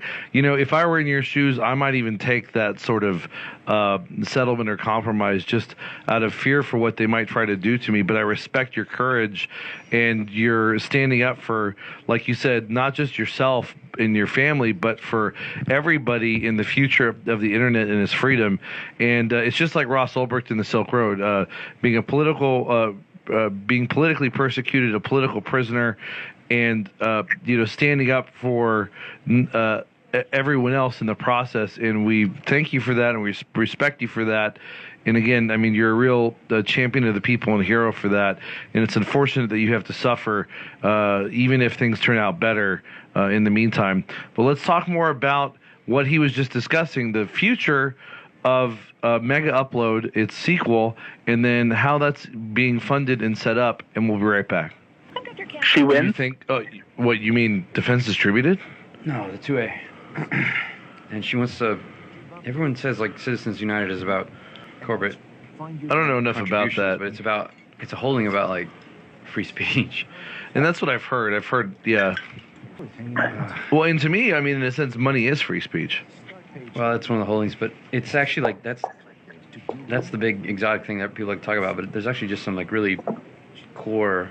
I don't know enough. I honestly don't know enough about it, and that's why I never really engage in that topic. So, even with on Kim Megaupload 2, is this going to be decentralized and like stored through MadeSafe and storage and whatnot? It will be a mix of things. I'm going to talk about that shortly. Okay. All right. That'll be, yeah. I mean, stuff like that there's nothing they can do with it. Just like Bitcoin. They're going to have a hard time seizing your Bitcoin unless you give them the address. No, this isn't actually going to be decentralized. It is? It isn't, no. Oh, it isn't? It's a company. Partner sites are decentralized. Partner sites that we use for online storage. Mm-hmm. Megaupload 2 itself isn't decentralized. Okay. Would like to find out, so Bitcash is essentially a different version of the Lightning Network? It's similar to a certain extent, but a little bit more simple, really, in its application. Okay. So if the block size becomes a problem, is there a possibility that you'll be using altcoins to take up the slack, or what? No, we're basically solving the block size limitation by taking the microtransactions that Bitcash does off the blockchain. Okay. Well, that's kind of what the Lightning Network idea is. Exactly. I think the major difference is the Lightning Network is trying to solve a Bitcoin problem. Mm-hmm. Kim Dotcom has a problem in that he wants to put billions and billions of transactions. So he's coming at it from, here's what my company needs to do, and it's a way of solving it, purely for how to solve this specific user case. Whereas, so that it's not, he doesn't think in the same way as all the Bitcoin people, which are just looking at how do we scale the blockchain. He's just thinking, with all the beliefs and values and everything that comes from it, right. It's more, here's a specific business case I need, and I'm going to build some technology to do it. Yeah, I see it as a temporary fix. Once the blockchain is fixed to be basically unlimited, we don't need to have things off the blockchain, Cool. And, I mean, could this be something that, Core could actually look at and as being a way of solving the problem with the blockchain? Yeah, I think they're working on it. Cool. So... Yeah, so it's kind of just a difference, whereas Kim's not coming from, here's what Bitcoin is, how do we improve it? He's coming from, here's a user case I want to build with millions and millions of users. How can I use Bitcoin? Oh, right, it doesn't quite work yet. Let me build something that allows me to use Bitcoin. Okay, well, let's get into that. We're coming back. Get into that. Get into what Megaupload is and all that, and then we'll get into Bitcash and how that relates to the blockchain. Okay. Okay. Bring us back, Deb, when you're ready. All about that Bitcoin. All about that Bitcoin. About that Bitcoin. No OneCoin. Can I get a OneCoin? No. Please no. Welcome back, guys. We're in the second to last segment of the crypto show here on. Can I go ahead and say something real quick? Go ahead. I guess Bruce Fenton just recently put out this letter against OneCoin. Oh, that's great. Will they do the same thing against BitClub, or since BitClub gave money to the Bitcoin Foundation, will that become a problem for them to speak out against BitClub? That sounds like a conflict of interest, no matter what you think about no one BitClub. else is saying it, so I thought I should say it. That's an interesting point. That's a whole can of worms unto itself. To get Bruce on and ask him. We'll have to do that. We'll see in the future what develops. We're talking with Kim Dotcom and Simon Dixon, and of course in studio is Cody Wilson. He stepped out for a moment, probably in his excitement over the presidential debates. He'll be back in a moment, though.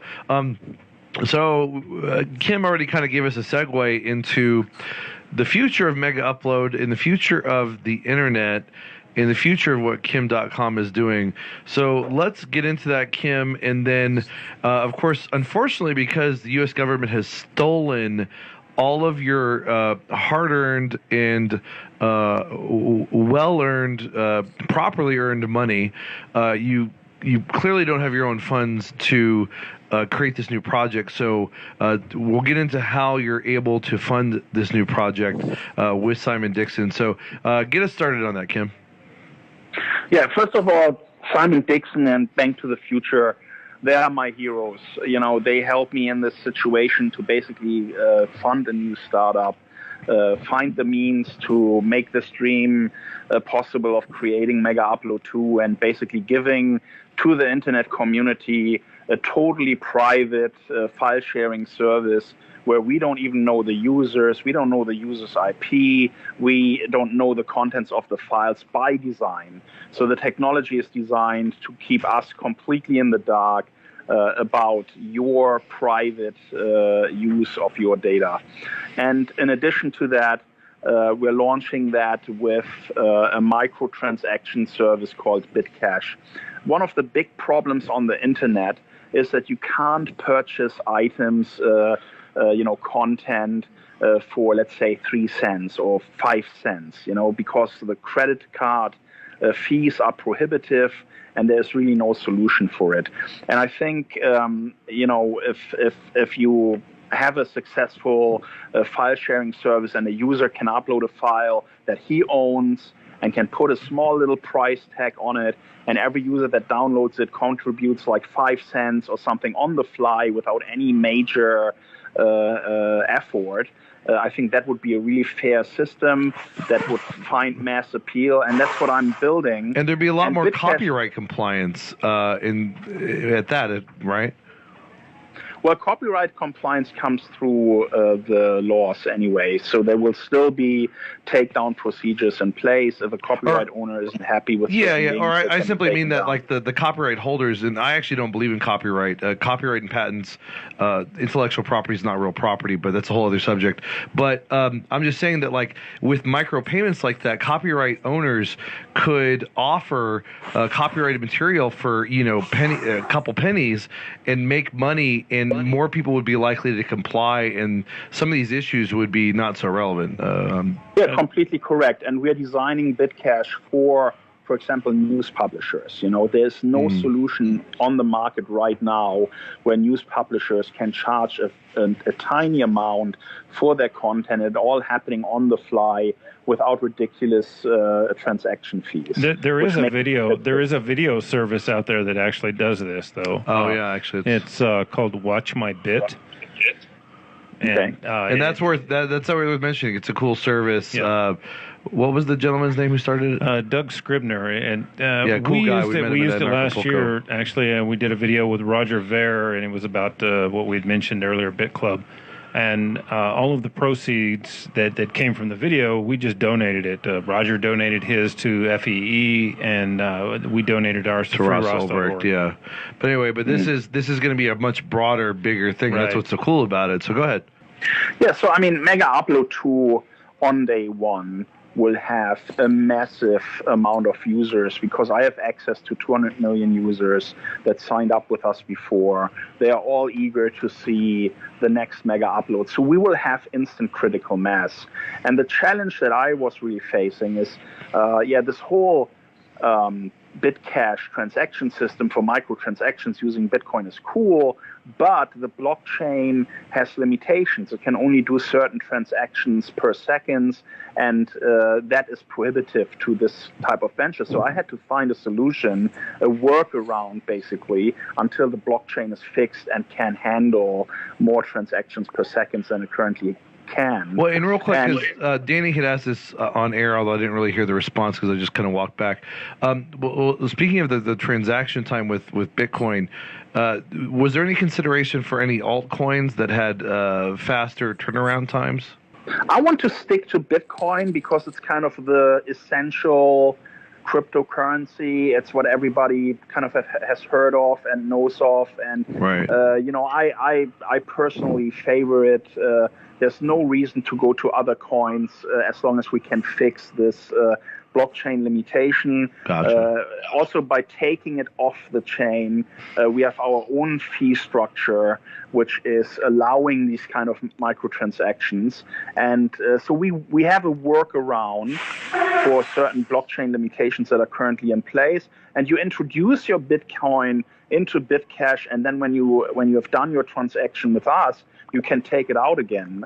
And since we are only dealing with microtransactions and never host thousands of Bitcoins per user at a time, it's also not really such a security risk or a security problem like with a lot of the other wallet providers, because Gotcha. we provide a wallet. So it's much more simple and easier to use, really. Gotcha. What is the timeline for this? How quickly do you see it being rolled out? How much was Bank to the Future able to help bankroll y'all thus far? Is that, I don't even know, is the fundraising still ongoing, or was that already completed? No, we're still live at the moment. Okay, and how much time is left? In fact, we've only just got started, really. 17 days. Is that right, 17 days? Well, Simon, go ahead. 17 days, is that how much is left, or how long, and how much has been raised? And... I mean, so when we heard that, Bank to the Future, we're an online investment platform for fintech. When we heard Kim wanted to get into Bitcoin, it was always a case of, wow, we'd love to figure out if we can do this. So it's a case of putting our legal counsel in touch with Kim's legal counsel, and trying to figure out a way where this could be funded, and Kim's counsel worked on some kind of protections whereby a structure whereby hopefully the US can't seize that. But this is a high risk venture, and we've made all the kind of disclosures around that. But yeah, so we launched it. Initially, we're doing a Bitcoin only phase at the moment. So we've raised close to $500,000. Nice. Bitcoin only. And we're getting some feedback from the investor community. And after this show, Kim and I are going to be making some follow-on announcements based upon the feedback that we've heard from the investors that have invested so far. And then we're looking to raise up to $5 million for this venture. Can you give a short list of all the other crypto things that Bank to the Future has sponsored just recently? Yeah, I mean, so it's actually a bit of a historic week for us because we just passed $100 million invested in funding round. Wow, congratulations. Yeah, so we've kind of taken this niche, and we've been engaged with many of the top Bitcoin companies, fintech that you companies. have. And actually, we're coming to break, so let's keep the listeners in suspense. Great question, Danny, and answer that on the other side, because I know you've done a lot, and we'll be right back. I was hoping he was going to pop off that list in the last 20 seconds. That Like left bam, there. bam, bam. But either way, that's what I was looking way. Excuse me. But it did Factum and Made Safe, like you said, and storage and all these. No, and that's like a great way to do it. Just have him like bam, bam, bam. Because I was originally just going to kind of lead in with Factum and say, one of our own success stories that we've had on the crypto show, that kind of thing. Yeah. So real quick, so just to clarify, Storage and MadeSafe are involved in this new Megaupload venture. Is that right? I'll leave Kim to answer, but essentially, Kim is going to have storage needs, and so he's going to be exploring the most decentralized way of storing things. And he's looking at all the different projects that are doing that at the moment. But I think you're going to be, looking at diversifying across different storage needs. Really. Right. Well, and so, Kim, is that something we can talk about by name, or would you prefer us to? Or is that too specific? No problem. No, that's all fine. And then, are you still working on MegaNet? Which is separate, right? Should we bring Megaupload 2 is a stepping stone for MegaNet, really. Building that critical mass and having a site again with hopefully 100+ million users will allow a smooth launch for MegaNet, but that's 2.5-3 years away. So it's maybe a bit premature to talk about that. So you don't want to talk about it at all, like towards the end? Oh, we can mention it, but there's really not much to say at this. Okay, fair enough. Yeah, we can just kind of close out with it, maybe, or something. So coming back, go through the list of all the other crypto things that they've. Well, are we on the last 15 minutes? Yeah. Yeah, we are. Yeah. Okay. So one thing that I think is important for every one of your listeners to hear is that the goal is to make Megaupload the largest file sharing site on the planet. That 7 years of know-how have gone into the site from someone who's built these things before and knows how to do it, and that with this mass of users, we are going to elevate Bitcoin to unknown heights. Because I believe in Bitcoin. That's true. I want to focus exclusively on Bitcoin as a transaction tool on Megaupload 2. No, that's a very good point. And I believe with the traffic that we will generate, even if we just reach half the size of the original Megaupload, but I think it will be bigger this time. That would be huge for Bitcoin. We're going to push. We're coming back. Bitcoin sorry to interrupt, but $2,000. no, I agree. That would be a huge demand for Bitcoin. Definitely bring that up as we get back into it. So we're coming back, and Deb, bring us back. And that's John Barrett, the Elephant Man. I'm sorry, John Barrett of Bitcoins and Gravy. Talking about Bitcoin in this song, and it's cool stuff. And we're happy to. It's called Ode to Satoshi. Happy to have Ode to Satoshi, one of his cool works, as one of our intro songs for the last segment. We got Cody Wilson in studio. We won't get around to it, but we will have him back later this week to talk about his upcoming book, which I can't believe is already about to come out, and that's going to be really exciting. And Cody's also giving us updates on the presidential election as we go along. And we're talking with Simon Dixon, who waited patiently with us till we got to the exciting way in which Bank to the Future intersects still with Kim Dotcom and Megaupload in the future plans of his. And we were just discussing Megaupload 2 and BitCash. And I want to get a little more into it. From what I understand, certain other crypto ventures that are out there, like Storage and MadeSafe, may play a role in this, if I'm not mistaken. So let's also get that list. Actually, sorry. Before we get into that, thank you.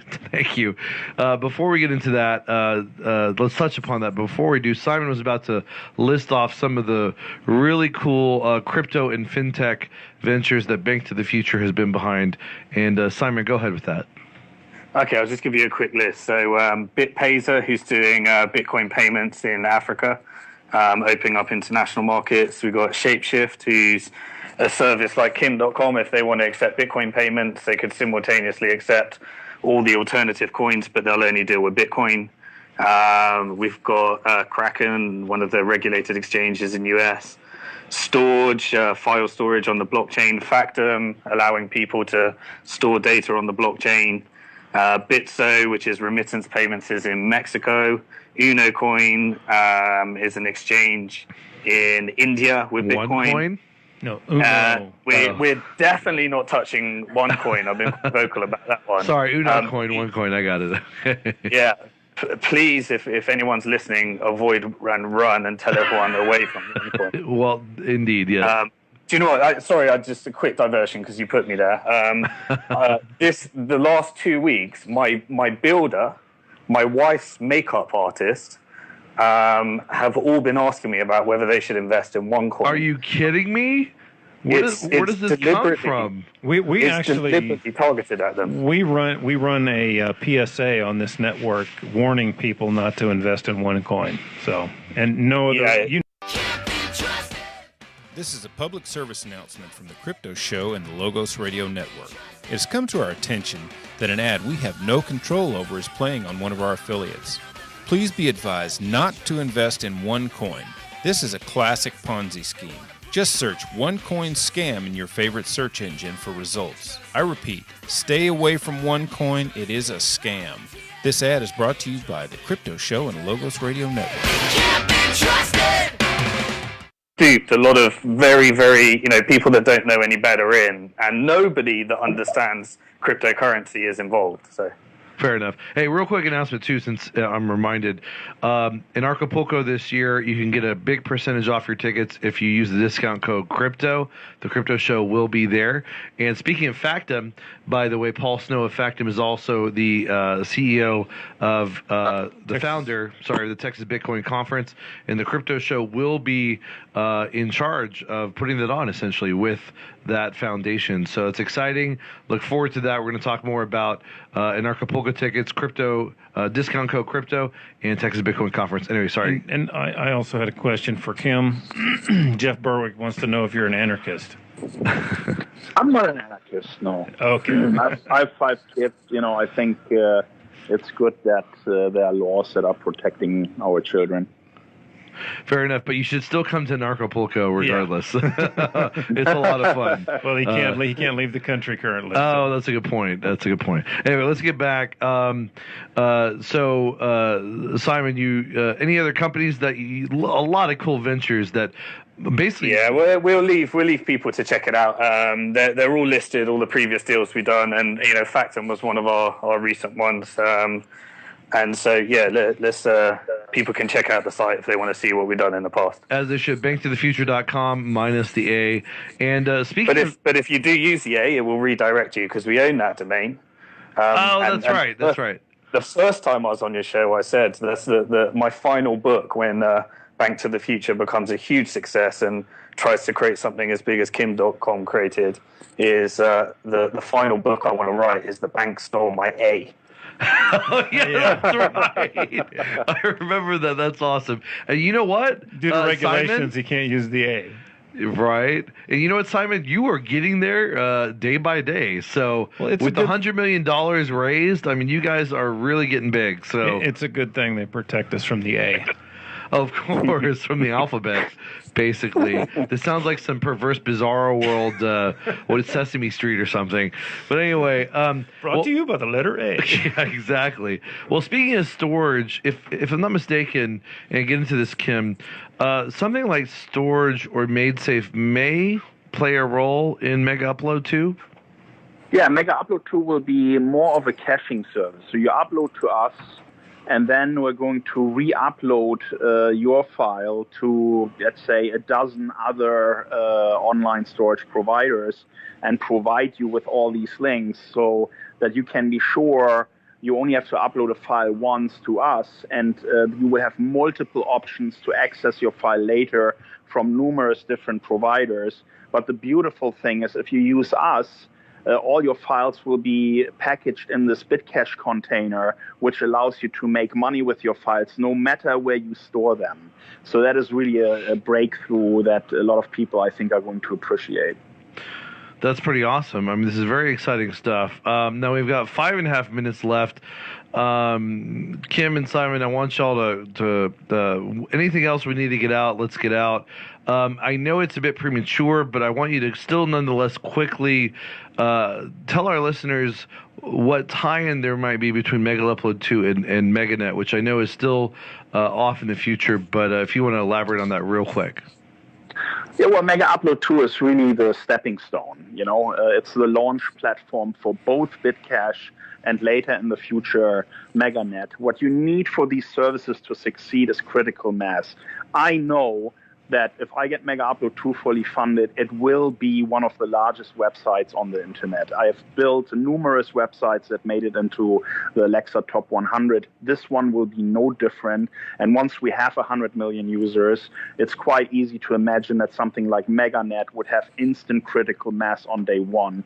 And what I also like to say, this show is followed by a lot of Bitcoiners, a lot of people that are interested in cryptocurrencies. Megaupload 2 and Bitcash can take Bitcoin to new highs. I've said on my Twitter before that I see Bitcoin within 2 years trading at $2,000. And I can do that just with my venture with Megaupload 2 and Bitcash, because we are going to increase the use of Bitcoin so significantly, and we will make this a tool that is used by everyone on the fly without even having to sign up to Bitcoin. For example, the first 5 million users to Megaupload 2 will get a Bitcash wallet with some Bitcoin in there so that they can try out the new system. And by that, we're going to introduce Bitcoin to the masses. So anyone who's supporting this venture is supporting Bitcoin in a big way, and at the same time is supporting internet freedom and my fight against the copyright extremists. And so they're also being exposed to technologies like MadeSafe and storage, so that they can get away from the cloud, or even Demon Saw. Yeah, Demon Saw is a great example. I love Aija. He's a great guy. He's working on some groundbreaking, important stuff, and at some point in the future, we'll work together. There's no doubt about it. And by groundbreaking stuff, Grand Theft Auto 6. No, pretty incredible stuff, and you're absolutely right. I mean, you have already proven your ability to create incredible technologies and to get people on board with them. I mean, 4% of the internet, 13th most traffic site, the 1 billion page visits. I mean, only Gangnam Style, I think, may have exceeded that. Actually, 1 billion unique users to our site. Oh, unique users. Okay, yeah, good. An important difference. Thank you. Very true. And even with your New Zealand mega venture, you've got a lot of people. So there's a lot of potential. Our main listener audience is somewhere in Utah. What is it? The NSA office? Yes, exactly. You got that right. So it's really exciting. And like you said, I mean, one man in his project could make a difference when it comes to even Bitcoin. You could easily get a ton of people crowding into Bitcoin, driving up the price, driving up adoption with this service. And that would be a boon, not just to Bitcoin holders currently, but to everybody who could benefit from Bitcoin, its technology, its anti-censorship and pro-anonymity features, and all that. And so this is really important and an amazing thing. Well, you mean someone won't be stealing my identity because I'm using Bitcoin? Right, exactly. I didn't have to enter a credit card. No, you did. Or Social Security number? Oh, my God. Well, a minute and a half left. Kim Dotcom, Simon Dixon, finish us off. Yeah, well, I just want to say that, for us, this was a huge, risky thing to get involved with. But on the missionary side, we're all about changing the future of finance for the better. But purely on a self-interest side, we've got a large portfolio in the Bitcoin sector. And so supporting Kim Dotcom in this venture, we believe is good for Bitcoin and good for our portfolio. Because we believe he can bring a lot of new ventures, a lot of new users to the Bitcoin sector. So we had to find a way. And I do just want to say on a final note, it is a high risk venture. We take accredited investors only, but all the investors that have built some wealth in the Bitcoin sector, or or others as well, it's we're looking at a high return potential with a very high risk for people that can afford to sustain the risk if this goes wrong. But they probably know what they're doing, those investors, to get there. 20 seconds. Kim Dotcom, take us out. I would take Bitcoin mainstream if you help me help you. I need Bitcoiners out there to support my project, and I will take Bitcoin mainstream. You have my word. Life lessons from Jerry Maguire, according to Kim Dotcom. Thank you so much, guys. Excellent show. We'll see you all next time. Okay, and for the off-air audience, it's called let's go ahead and get Cody's thing. What's my thing? Hey, thanks, guys. Thank you, Deb. Appreciate it. Hold on just a second. Hey, Hold on. are you going to put a tweet out with the recorded show or something? Oh yeah. Oh, yeah, we'll definitely. get that. But real quick, Cody had. Oh no, don't. He had some files taken down off of. Oh, and sorry, I meant to get to that, but we got sidetracked. There was no good opening. Kim, just promise to come back on the show, man. When you got some time.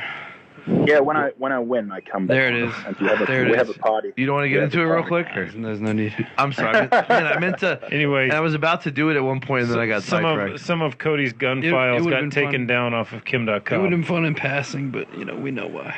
So it's all good. But it's understandable, yeah, because of the pressure from the authorities. So, Oh yeah. well, Kim.com, thank you so much. Simon, are you still there? I'm here. Yep. Well, Simon, always a pleasure. We'll have you back on. Yes, I'm sure. It's my hat soon. trick. Hey, and Kim, we're going to be planning the Texas Bitcoin Conference. Maybe you can be a Skype-in speaker. Yeah, I would love to, man. That would Okay. be really that would be great to promote Megaupload too. That would be Yeah. great. That's a Yeah. big cash. Yeah. All right. Absolutely. Fantastic. All right, man. Well, thank you. It was an excellent interview. We had so much fun. We're really honored that you came on our show and gave us the time, even though you could have been watching the presidential debates. Yeah, I will watch the recording now. I can't wait. You're gonna like it. You're gonna like it. Yeah, Cody says you'll be Okay. pretty thrilled. So anyway, Kim, thank you Okay, so good. much. Good luck with Yeah, everything. and thank you guys too for the platform and giving me the opportunity. I really Man, appreciate it. you deserve it. I mean, you are a hero in your own right, and you are being persecuted by the U.S. government, and it's the least we could do, like we've done with Ross Ulbricht, because we don't believe anyone should be a victim of the U.S. government in the way that you are. So, good luck with Except for everything. Hillary. Except for Hillary. Except for Hillary, okay. All right, guys. Have a good day. Take it easy. Bye-bye. Bye bye. Simon, thanks, man. We'll talk to you soon. Okay. Cheers, guys. Later. Bye bye.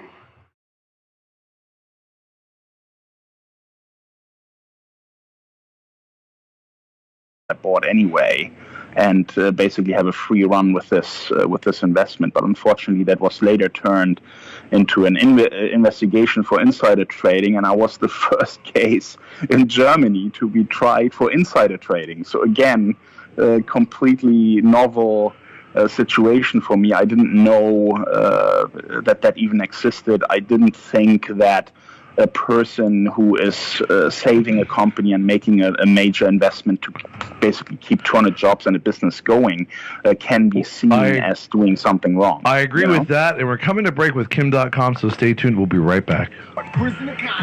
Welcome back to the Crypto Show, guys. It is October 9th, 2016. One of the best episodes, I think, of this whole year with three incredible guests. Cody Wilson of Defense Distributed here in studio with us. We just brought on Simon Dixon of Bank to the Future, and of course our primary guest Kim Dotcom, who was just recounting for us his history in the tech world, and it's an incredible history. He's done so much, and a lot that one, you wouldn't expect from a single person, and two, he's been behind a lot of the major developments in the tech world. And unfortunately, what comes with that is when you blaze new territory in tech and probably a lot of industries, you tend to blaze new territory legally because the government finds a way to find problems with what you're doing, because that's what the government does, and persecute you. And he was just... It's like going into war. The guy out front takes all the bullets, That's a great analogy. Exactly.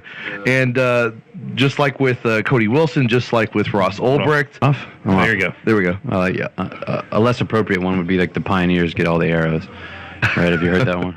That's racist. Yeah, that's racist. Inappropriate. Pioneers get all the arrows. There you go. I'm not surprised that came from Cody Wilson. Give him one of those arrowheads. Stick around.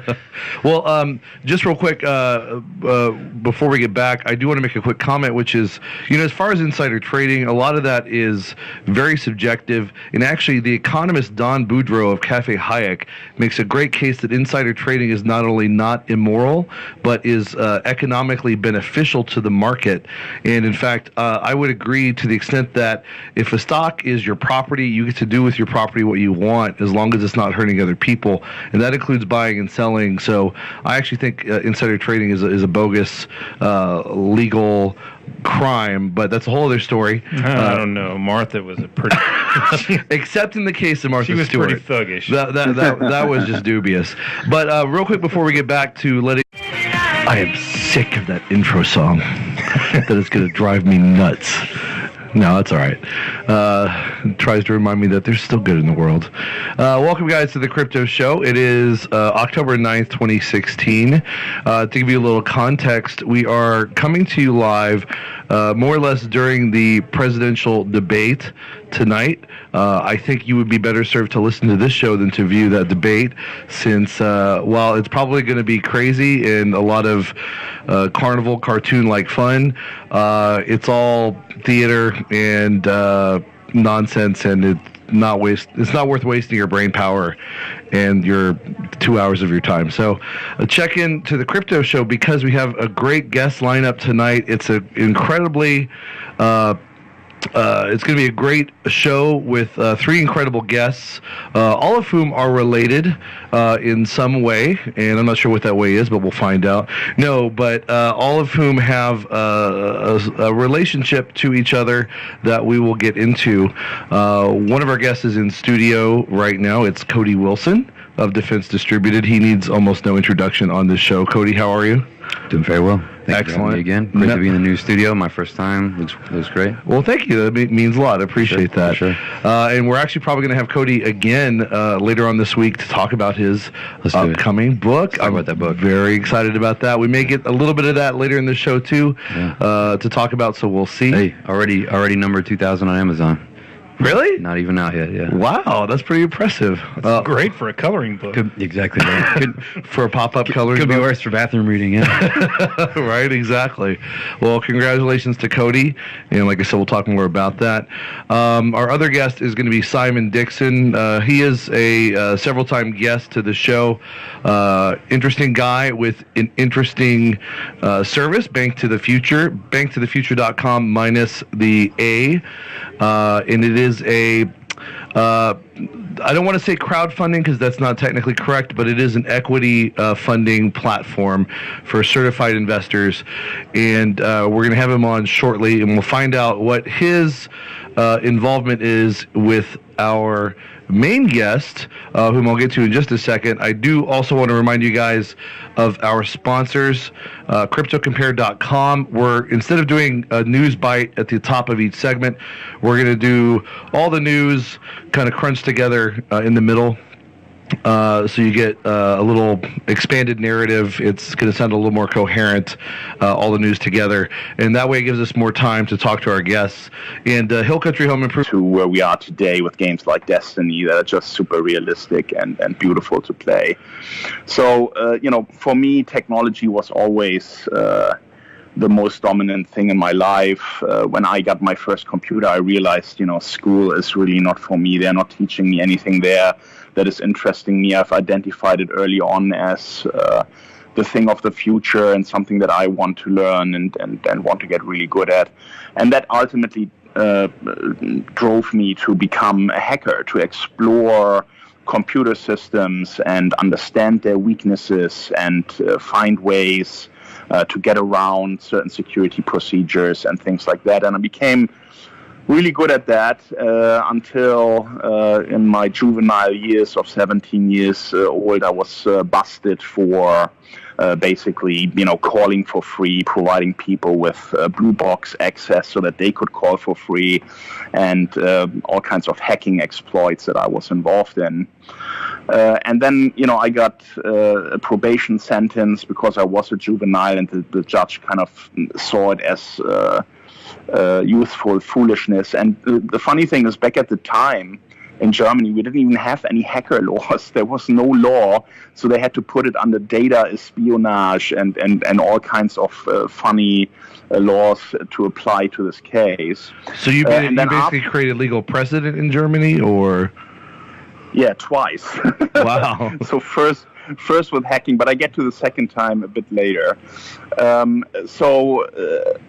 that hacking experience and having that court case back in the day, I rose to a little bit of fame in Germany for it because I was the first big hacker case, really, that anyone has ever heard of in Germany. And through all that attention that I got, I also got a lot of attention from the very companies that I hacked, and they approached me and asked me, can you do penetration testing for us, and can you help us out making these systems more secure? So I turned into a white hacker, basically, and started a consulting company, which ultimately ended up with over 20 really excellent hackers that were doing work for Fortune 500 companies and governments around the world, penetrating their networks and giving them security advice. I've done that for 7 years. The company was called Data Protect. We developed all kinds of products during that time. We innovated firewalls. I was the first person to file a patent for two-factor authentication back in 1997. Oh, wow. We developed it in 1994. Improvements for all your roofing needs. They accept and prefer Bitcoin. And don't forget, LogosRadioNetwork.com. Well, our first guest is pretty famous in his own right, though many of our listeners may not know of him. So that's why it's going to be a very important show. Even if you do, he's an incredible guest with a lot of relevance to the show, both with respect to technology and to the sort of politics that we discuss related to that technology. He is the founder of Megaupload, which was basically an online storage and file transfer site. It was huge in its time, with over 1 billion page views throughout its history. Something like 50 million visitors per day at its height, and consisted of like 4% of the internet at one point. And it had it was the 13th most visited site on the internet at one point as well. And of course, you can find him now at his current website, Kim Dotcom. And thus, I would like to welcome to the show, Kim Dotcom. Kim, are you there? Hello. Yes, hi. How are you? Doing great. Thanks for being on the Crypto Show. We're very pleased to have you. This is quite an honor, and we're very excited to talk about what's going on. We're going to do the first half of the show, I think, of course, for those who don't know, discussing the background of Megaupload and your court case, and then getting into what's been going on with you more recently. Okay. So with that in mind, tell us about yourself, your background, how you got into tech, what Megaupload is, and then how you came to create that, and we'll take it from there. Okay. So I'm Kim Dotcom. I was born in Germany.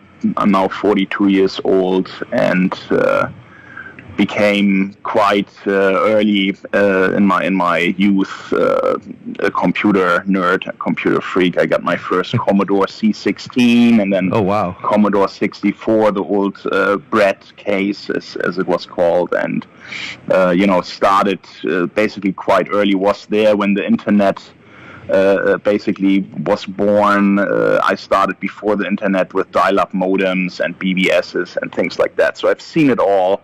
Been through the whole evolution of home computers, and then later the internet, and then later, the servers and data centers. Always been an avid gamer, so I've also been through the whole evolution of gaming from Pong to Pac-Man. It's still a valid patent in the U.S. Patent Office. I never used it for anything though. But I pride myself with being one of the first who thought about using mobile phones for two-factor authentication. And so after 7 years of running Data Protect and effectively, hacking every single customer we ever had, I went on to start a venture capital fund. I sold my data security business to TÜV, which is Europe's largest certification company, and started a company called Kimvesto, which was my investment fund. I wanted to incubate new startups. This was around the internet bubble, where everyone was excited about the future of the internet and the big valuations that we had seen with companies like Yahoo and Google at the time. So I wanted to get into that. I knew that being a consultant limits me in growth, limits me to charge for hours rather than for a product.